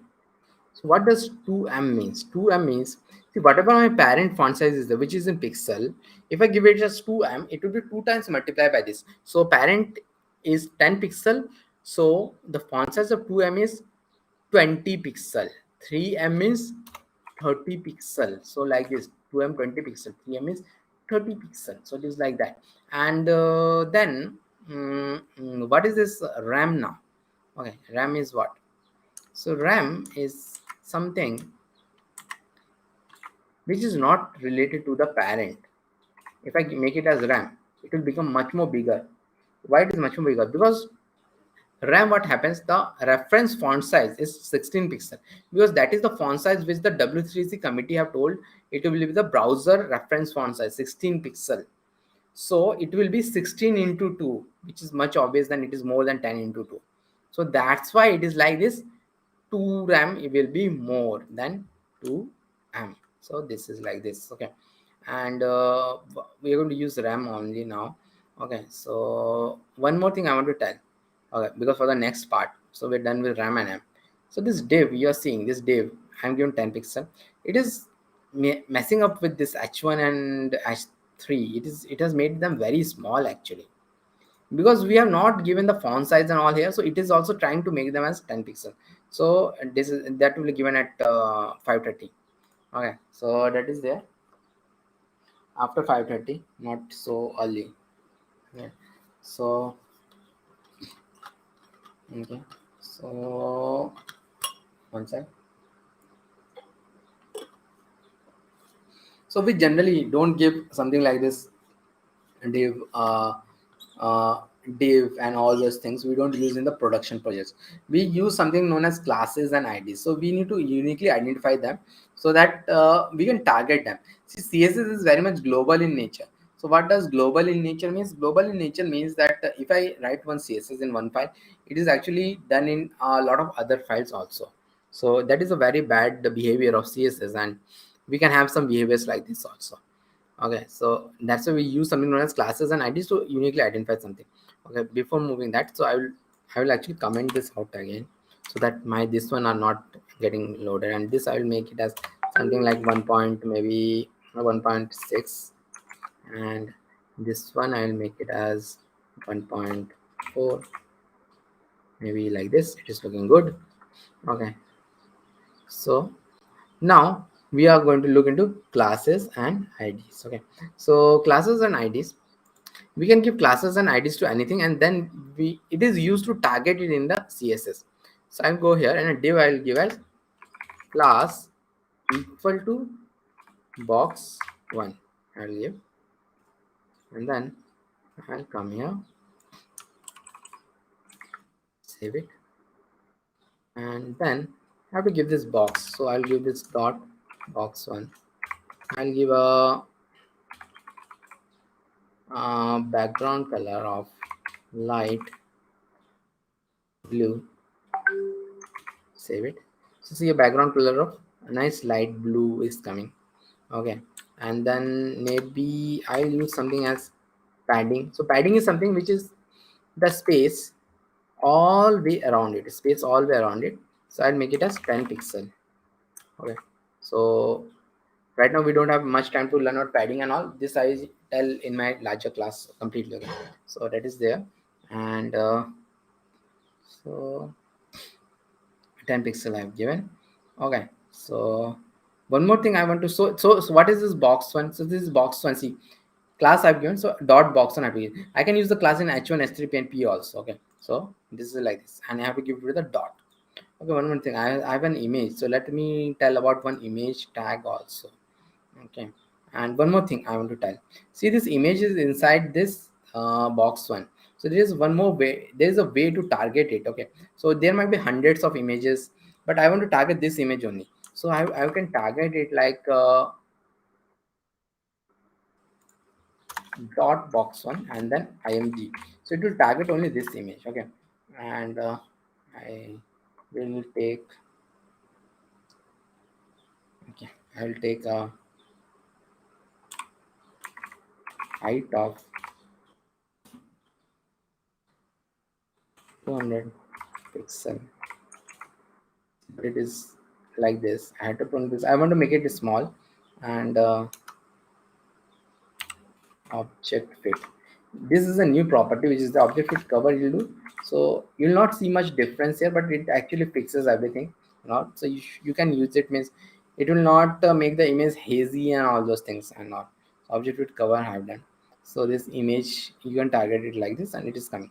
So one more thing what I want to tell is that this class, you can have this class multiple times. I'll come here and do this like this, and I can have this multiple time. Maybe I don't have this now, and I will have this a bit less, and maybe this time I will not have the image. Save it. So again this one will coming. Maybe I'll have a br between it, so that actually they are two different things.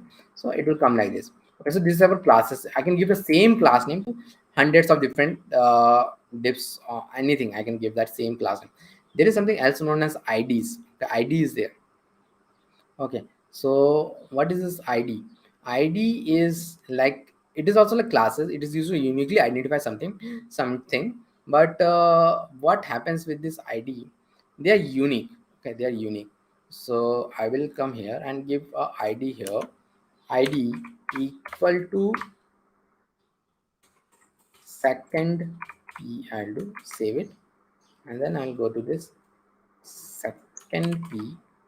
I'll go here and then this hash I'll do second p. And what I needed to do here is this color all. I'm going to change it all. Okay, second p. So second p is targeting this one because I have given it to this second p, and IDs are unique. You cannot use the same ID again. So first thing is that I don't want this to have this fancy kind of thing. I want it to be like this. So it is showing it like this, and I want a color to be different. So color, maybe I will choose a green kind of a, or maybe I'll choose this kind of a color. Save it. Okay, it is like this, and maybe I will have it as 1.2 1.1 RAM, and this one will be normal, and save it. So it will be like this, it will be shown. So this is how the IDs are there. Okay, so we are done here, and now we are going to look into forms. We are going to look into forms because again the forms are very much important. So we should know how to beautify a form. So let us do that now. How to beautify a form actually.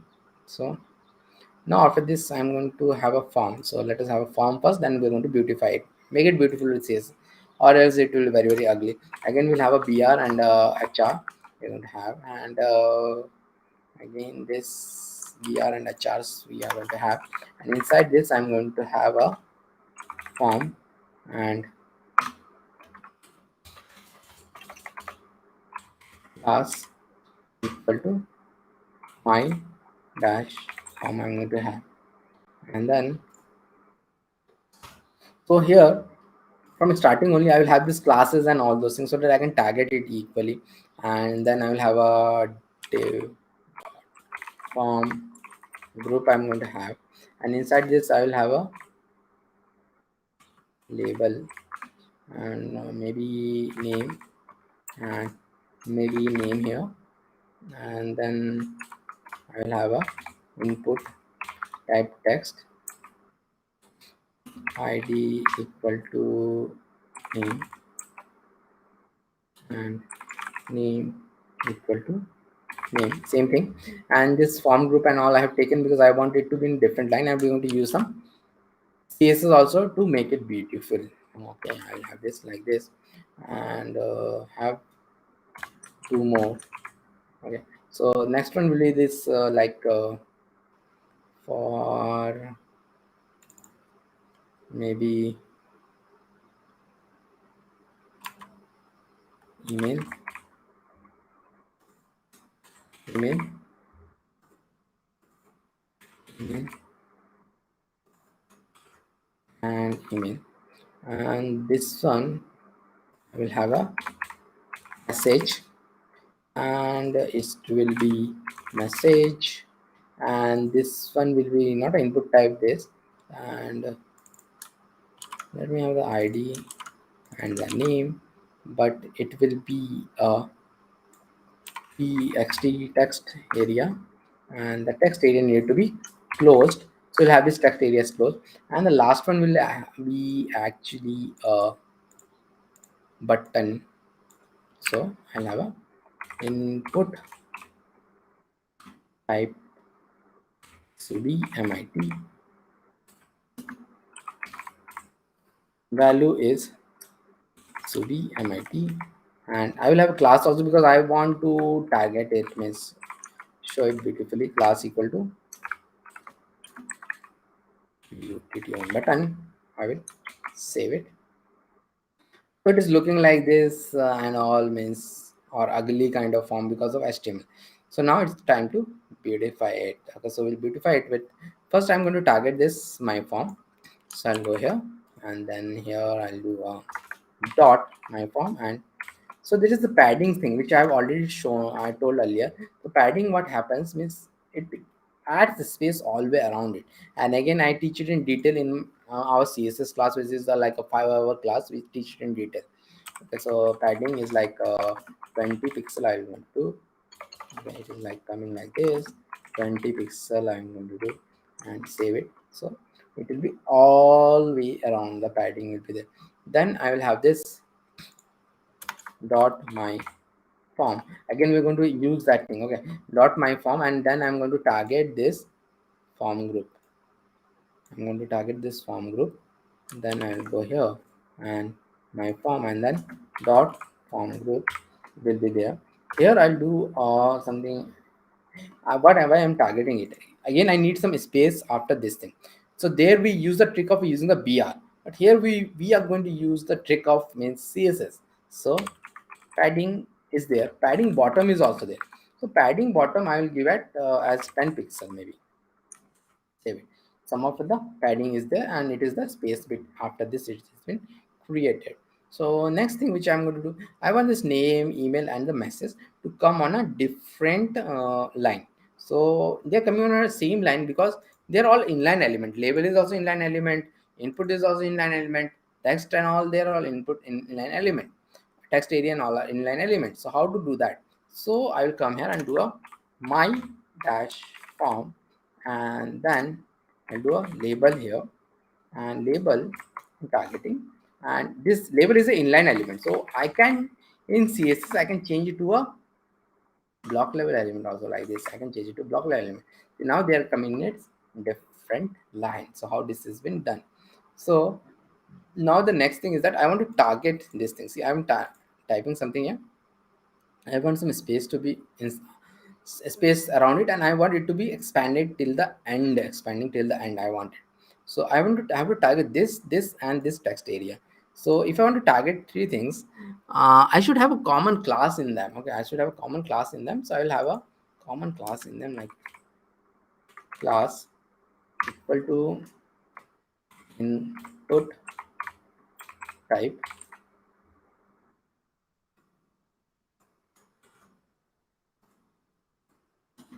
class equal to input type, and in this text area also I need to be class is input type.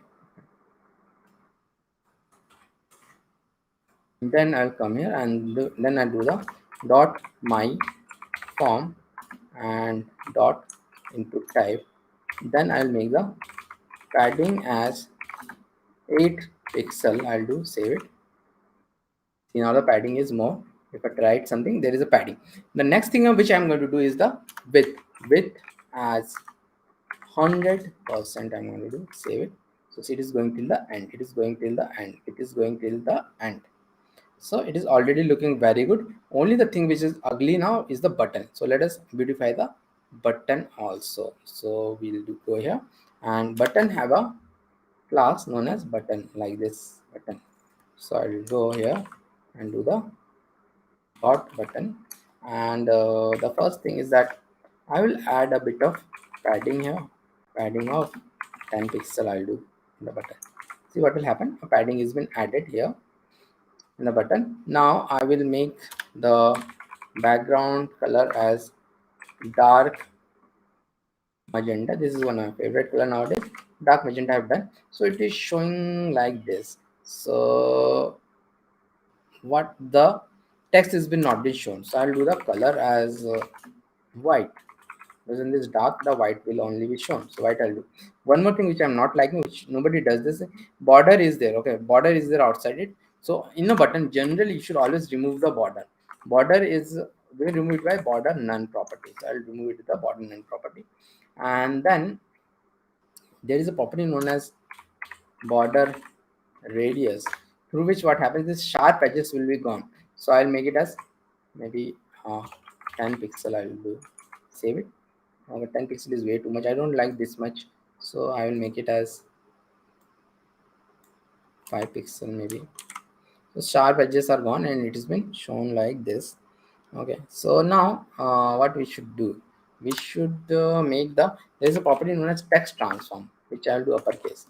So it will be like this. Now my button is looking very good, but button is like what? So button, whenever you might have seen, whenever I hover over some button, it get some hovering effect is there, and also it get changed to a hand.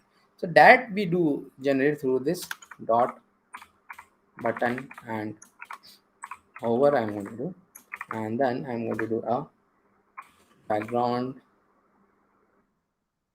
color as maybe dark red and cursor as pointer. So I'll do this two things. I'll come here and see if I see when I'm taking my mouse over it, it is changing to a hand and the color is changed to a red color. So this is how it works. Okay, so I think we have done enough of CSS. Anyways, CSS is not complete. Acceptable, it takes more than 5 hours, and we do CSS quite frequently on the channel. I think sometime we do in a month, 2 to 3 times we do. At least 2 times we'll do. Next month we're going to do 2 times. First week of the month, and the other plan is like in the, I think, second week of the month also we are going to do. Yeah, second week of the month. Okay, so like this I'm going to shorten it and then copy.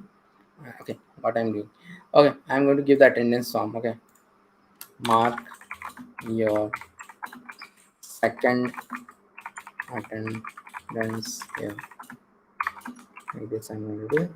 Please mark your second attendance here. So that is done.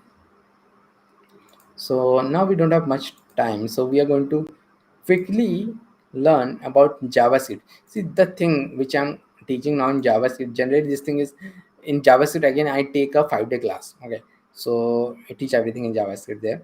So in that 5 day, 5 hours I take, and there I generally teach this thing on day 3. This is known as DOM programming. So, and this is very important. This is the reason why JavaScript was actually invented, to have some functionality when I click on this button. JavaScript was mainly invented for that thing, to have the functionality when I click on this button. And one of the main thing was that when I click on this function, I should get all the data which the user types and send it to the backend, or something like that. But right now we're not going to send it to the backend. We're going to show it here only. So how to do that? Okay. So to do that, what we need to do? We need to have JavaScript in this file. So how to have this JavaScript in this project? So how to have JavaScript in this project? So I'll go here and create a new file known as main.js. Anything you can take. JS means JavaScript. So these are the 3 things which creates the web, and React is something which you have to learn after this only. So main.js I do, but again I have to link, just like I have linked the CSS file at the top. I have to link the JavaScript file. The JavaScript file will never link at the top. Okay, so we always link after all of our HTML is done. All of HTML is done. Just before the body is finishing, I'll do the script tag, and it is like main.js. I'll do script tag. I'll do main.js. I'll do. Okay, why I am linking it at the end? So because JavaScript is a kind of blocking in a HTML CSS concept. So if I put it in the start, and that JavaScript has got something like 1,000 lines of code, so what will happen? It will block my CSS. Means till that 1,000 lines of code are run, my CSS will not run. So that will make a website very slow, because first the JavaScript will run, then only everything else will run. But we keep it at the last, because JavaScript is mainly used to add interactivity to the project, like clicking our projects and all this. So first let the thing comes, first let the form come, then only we can click on that button. So that's why JavaScript is always added at the last in the body, like this. Head tags always load, head always load before the body. So what we are going to do in JavaScript, as I've told, we are going to add functionality to this thing. So whenever the user enters something, we are going to catch hold of it. And right now we're not going to pass it in the backend and all. We are going to show it here only, whatever the user types. Okay, so for that we do something in JavaScript which is known as DOM programming. Okay, so that DOM programming, everything else is okay. Okay, but I will have one more thing here, which is like after this form I will have a UL, and it will have a ID equal to users. ID equal to user. Empty UL is there.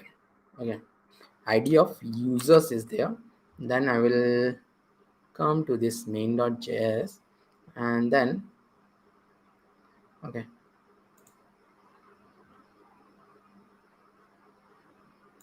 then I will come here and do a, I have to, in JavaScript what happens, we have like constants and all, and don't get scared, this is something which I generally teach at the end. And we need to select all the things in JavaScript. So this form I have to select, this name, email, message, this I have to select, and this users I have to select. I want to select actually 4 things. Yeah, so first let me select the form, which is like const my form equal to document dot query selector, and my form is there. Okay, my form is the name. So query selector, by query selector you can select. Okay, so this is wrong. This should be like dot my form, because it's a class. Dot my form. I will select the form like this. Document dot query selector is something which is coming from your browser. Document dot query selector, it will come like this. My form I'm selecting. Then I want to select all these things like this.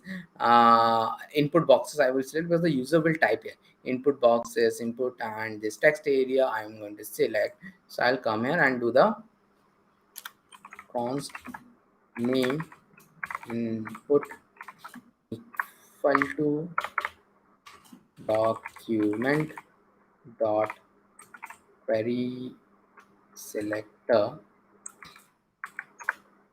Now it is a ID. This name I have to choose. I will choose it with the name, which is an ID. So I will use the hash.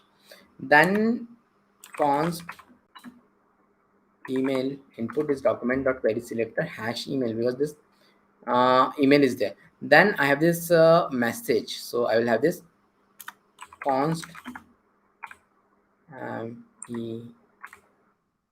message input equal to document dot query selector message, because this is the hash message is there. And we have to select this users also. So users will select. So const user list equal to document dot query selector, not user list. It is actually a hash of users. ID of users is there. Hash of users is there like this. Okay. And now what I have to do? So listen for form submit. You can comment like this in JavaScript. This is commenting is just like in HTML, we do it in a different way. Here we do it in this way. Commenting, listening for JavaScript, listening for form submit. Form submit is what? The moment I click on this button, so JavaScript always runs in the background. It will run in the background, and when I click on this thing, it will do something, but it have to constantly run in the background. So how does it constantly run in the background? How can it? So I have to do something for that. It automatically it will not run. My form dot add event listener I have to do. It is an event listener, means it is listening for an event. Submit event listener means whenever I click on the submit button, a submit event listener will fire. And this on submit is there. On submit is what? On submit is a function actually. On submit is a function. And functions are what? JavaScript is actually a functional programming language. In JavaScript, what? Everything we divide in small functions, and functions we write like function on submit is like this. I'm going to do, and then I want to do something like I want to see what is there in the name input. So I'll do how we can see. Okay, there is something known as console.log, which you can see again, bit of name input dot value. Okay, console.log is something which you can right click and inspect. I can see the data here, like the console. This is used by developers a lot. So console.log I've done, and this name input.value. For this I have to enter something as in the name. So enter something in the name, and I will think that it will show this thing. Okay, I'll do the submit thing. I'll do the submit thing, but the submit thing actually refreshes this thing. Refreshes this thing because this is the default thing which I've shown earlier. It is the default behavior of the browser. And in JavaScript, actually, we don't need that behavior. Actually, it came for a brief moment and it has gone away. So JavaScript, we don't need that default behavior which is coming from the PHP time. So how do we prevent it? We have something known as e.prevent, e.prevent default. We'll prevent it like this. Okay, and then I will save it and see. Now I'll come here, do this and submit it. Okay, it is still, what is happening?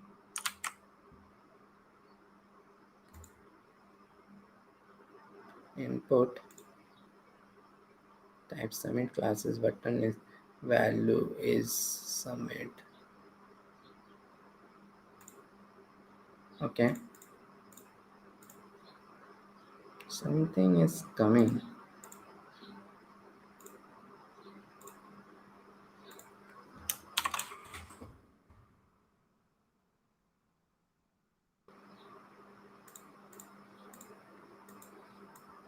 Okay, so I got my first bug actually, I think.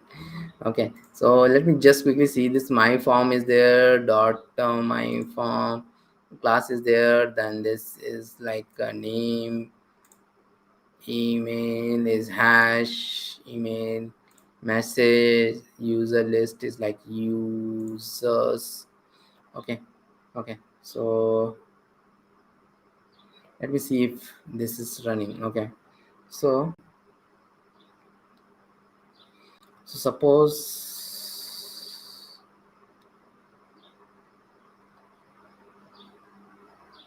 let me see one thing. Function on submit is e.prevent default, and if name input dot value is equal to like this, and or it means if the name input dot value, email input dot value, message input dot value is like this, I will put an alert is like the pop-up, and it will show that please enter all the values, but it is doing something weird. I don't know why. Suppose I will do this.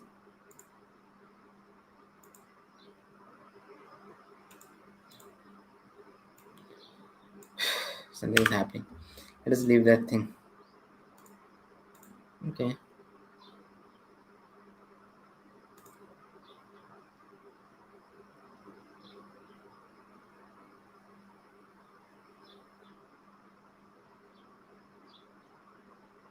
I'm going to take an ID here. ID equal to my hash form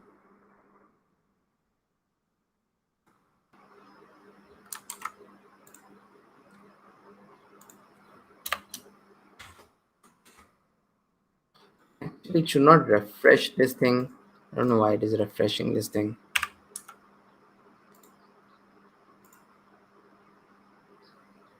Okay, it is refreshing because I've given the wrong thing. It is like e.prevent default. Such a weird thing. So suppose I now click it. So I'll get this alert, please enter all the fields. Okay, so a spell mistake was there, it was prevent default. Okay, so that is there. Now what I want to do, I want to show all of this data at the below in the UL I want to show. So how to do that? So there will be else part, okay, and there will else part which will run if I enter all the fields. If I miss even one of the fields, I will get this alert. So here what I am to do, I have to do a const li means, okay, so maybe I will explain this thing, okay, because we are not going to close it. Okay, so li is there, and li what I have done, li is you want to make it as a small. Li is document.createElement li. So JavaScript is actually very much powerful. You can create an element also. I am creating an element known as li. Okay, so li I am creating. Then li.append child. So whatever the user has entered in the name input.value, email input.value, and message input.value, I'm making a text node out of it, and I'm appending in that li. And then that li I'm appending it to the user list, which is actually the ul.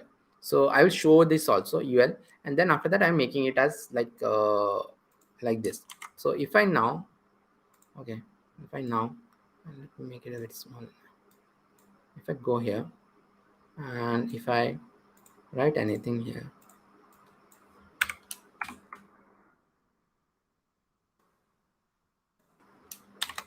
this is good, I'll submit it. See, it has been shown here, and in the end I have to do this or else it remains. So this is how it has been shown. Now I will do like this, tomatoes, this are, and I will do this and it will be shown here. Generally what happens, whenever we get this data, we'll pass it to the backend, but here I'm just showing it. And see, I will show one more thing. All of the HTML, you can do an inspect and see the all of the HTML. See, initially, so this is my all of HTML. Initially there was a, here I've taken a UL which was like empty UL, nothing was there in it. Okay, so nothing was there in it, and now it has got two allies, and those allies have come from the JavaScript. JavaScript is very powerful. First I've created one ally, then I've created one text node, which is this node, means text node is this thing which is there inside this text node is this. And then I put that text node in a li.append child means I put that in that. Then that user list.append child means that li I have appended in the ul. So this is how it works. This is how JavaScript works. And as I've told JavaScript very small, means this is not even the beginning. We don't teach this thing in the beginning. I generally teach something like the basics in the beginning of the JavaScript. So for that, again, 5 hours is required. You can attend that 5 hours thing. Okay, so please do attend it, because I'm here to make everyone a web developer, and for that only we are, attendance sheet is at the top. So attendance sheet is just at the top, just where you have asked for the attendance sheet, Nishi, you've asked. Before that, the attendance sheet is there. Maybe I will pin it, maybe I will. Okay, so yeah, we are done with this thing. And so hope you all liked it. So please get connected with me on WhatsApp, on LinkedIn and all, and please do follow. Means we generally run a lot of things to make you all a web app developers. Everything is free of cost, although we have a paid courses also that maybe you can learn about them later on if you like it or not. But we run everything on YouTube to make you all a web app developer totally free of cost, because that is the way we can reach most number of people. Okay, to make you all. So just you need to self study. We are going to if you want, we are going to mentor you also how to do all these things are live on YouTube. We do live on channel. Hope you have all subscribed so that you can know it, because and we'll give you a path also, so that you can follow a path, and you can follow it for the 6 months, and you can become a web app developer. And as I've told, I'm going to handle the people who are going to, next week is like going to be a very big week, because we're going to have a 2 days of 16 hours of training, continuous Saturday and Sunday. We'll teach everything from HTML, CSS, JavaScript, and React. We'll teach all 4 things which are required for you to become a web app developer. After that, we'll ask you to do some assignment also from our channel. And if you do those assignment from our channel and submit us the GitHub link or your code, we are going to handle you like crazy, and we are going to make you a web app developer. Like, you are going to come to our inner circle. You are going to be connected through us. I'm going to do a one-to-one for you also. I'm going to give you some very good career guidance. I've done career guidance of more than 100 people in the past 6 months, and they are like, all of them are like got some job or have reached somewhere and they are on the process of getting a job. So that those things will be done. So please do attend next week. Please do come. It's like a 2 days of madness. 2 days of madness is there. 16 hours complete live streaming will be there, and will also give, beside this I'll also give some prizes and all. As I've told, I am the people who will submit those assignment fastest, like it's the fastest finger first. So the first 5 people who are going to submit the assignment means they're really they really want to do something in their life. They really want to become, they have a passion to become a web developer. I will give them my own book, and this is written by me. So I have 5 books only left. So I'll give them my own book, and totally free of cost. Each of this book costs 2,500. Go to Amazon, you can check it out. Each of this book is 2,500. I'll give it to you, and I will send it to your address. Means it, they are hard copies. They're hard copies. They're not like physical book, and they're like top quality books. And I will send it to your Indian address. Only Indian people can apply. So I can send it to your Indian. Everyone can do it, but I can send it to India only. It will cost me a lot if I send in some other places like Dubai and all those, America and all. Okay, so I'll send it to in Indian pin code only. I will send. Okay, so this is done, and with this I'm going to end today's stream. Hope you liked it. Please get in connection with me. Don't leave me miss. I'm going to make you a web app developer. If you follow me, be in the WhatsApp group, you are there. So always be in the WhatsApp group, you are there. Okay, maybe okay, so be in those WhatsApp groups, and we can do. Okay, maybe one more thing. Okay, let me go, and I will give you the date. I have a lot of WhatsApp group, so join me on this WhatsApp group. So be in connection with us on the WhatsApp group, so that if you have some queries and all, you can ask it. Although I am very much busy, but me or my other teacher, Mosam, we are going to answer you. Okay, so this is like this, and thank you all. Thank you. Thanks that you're telling that it's a very good session. Thank you all, and I will end here. Thank you. Bye. And this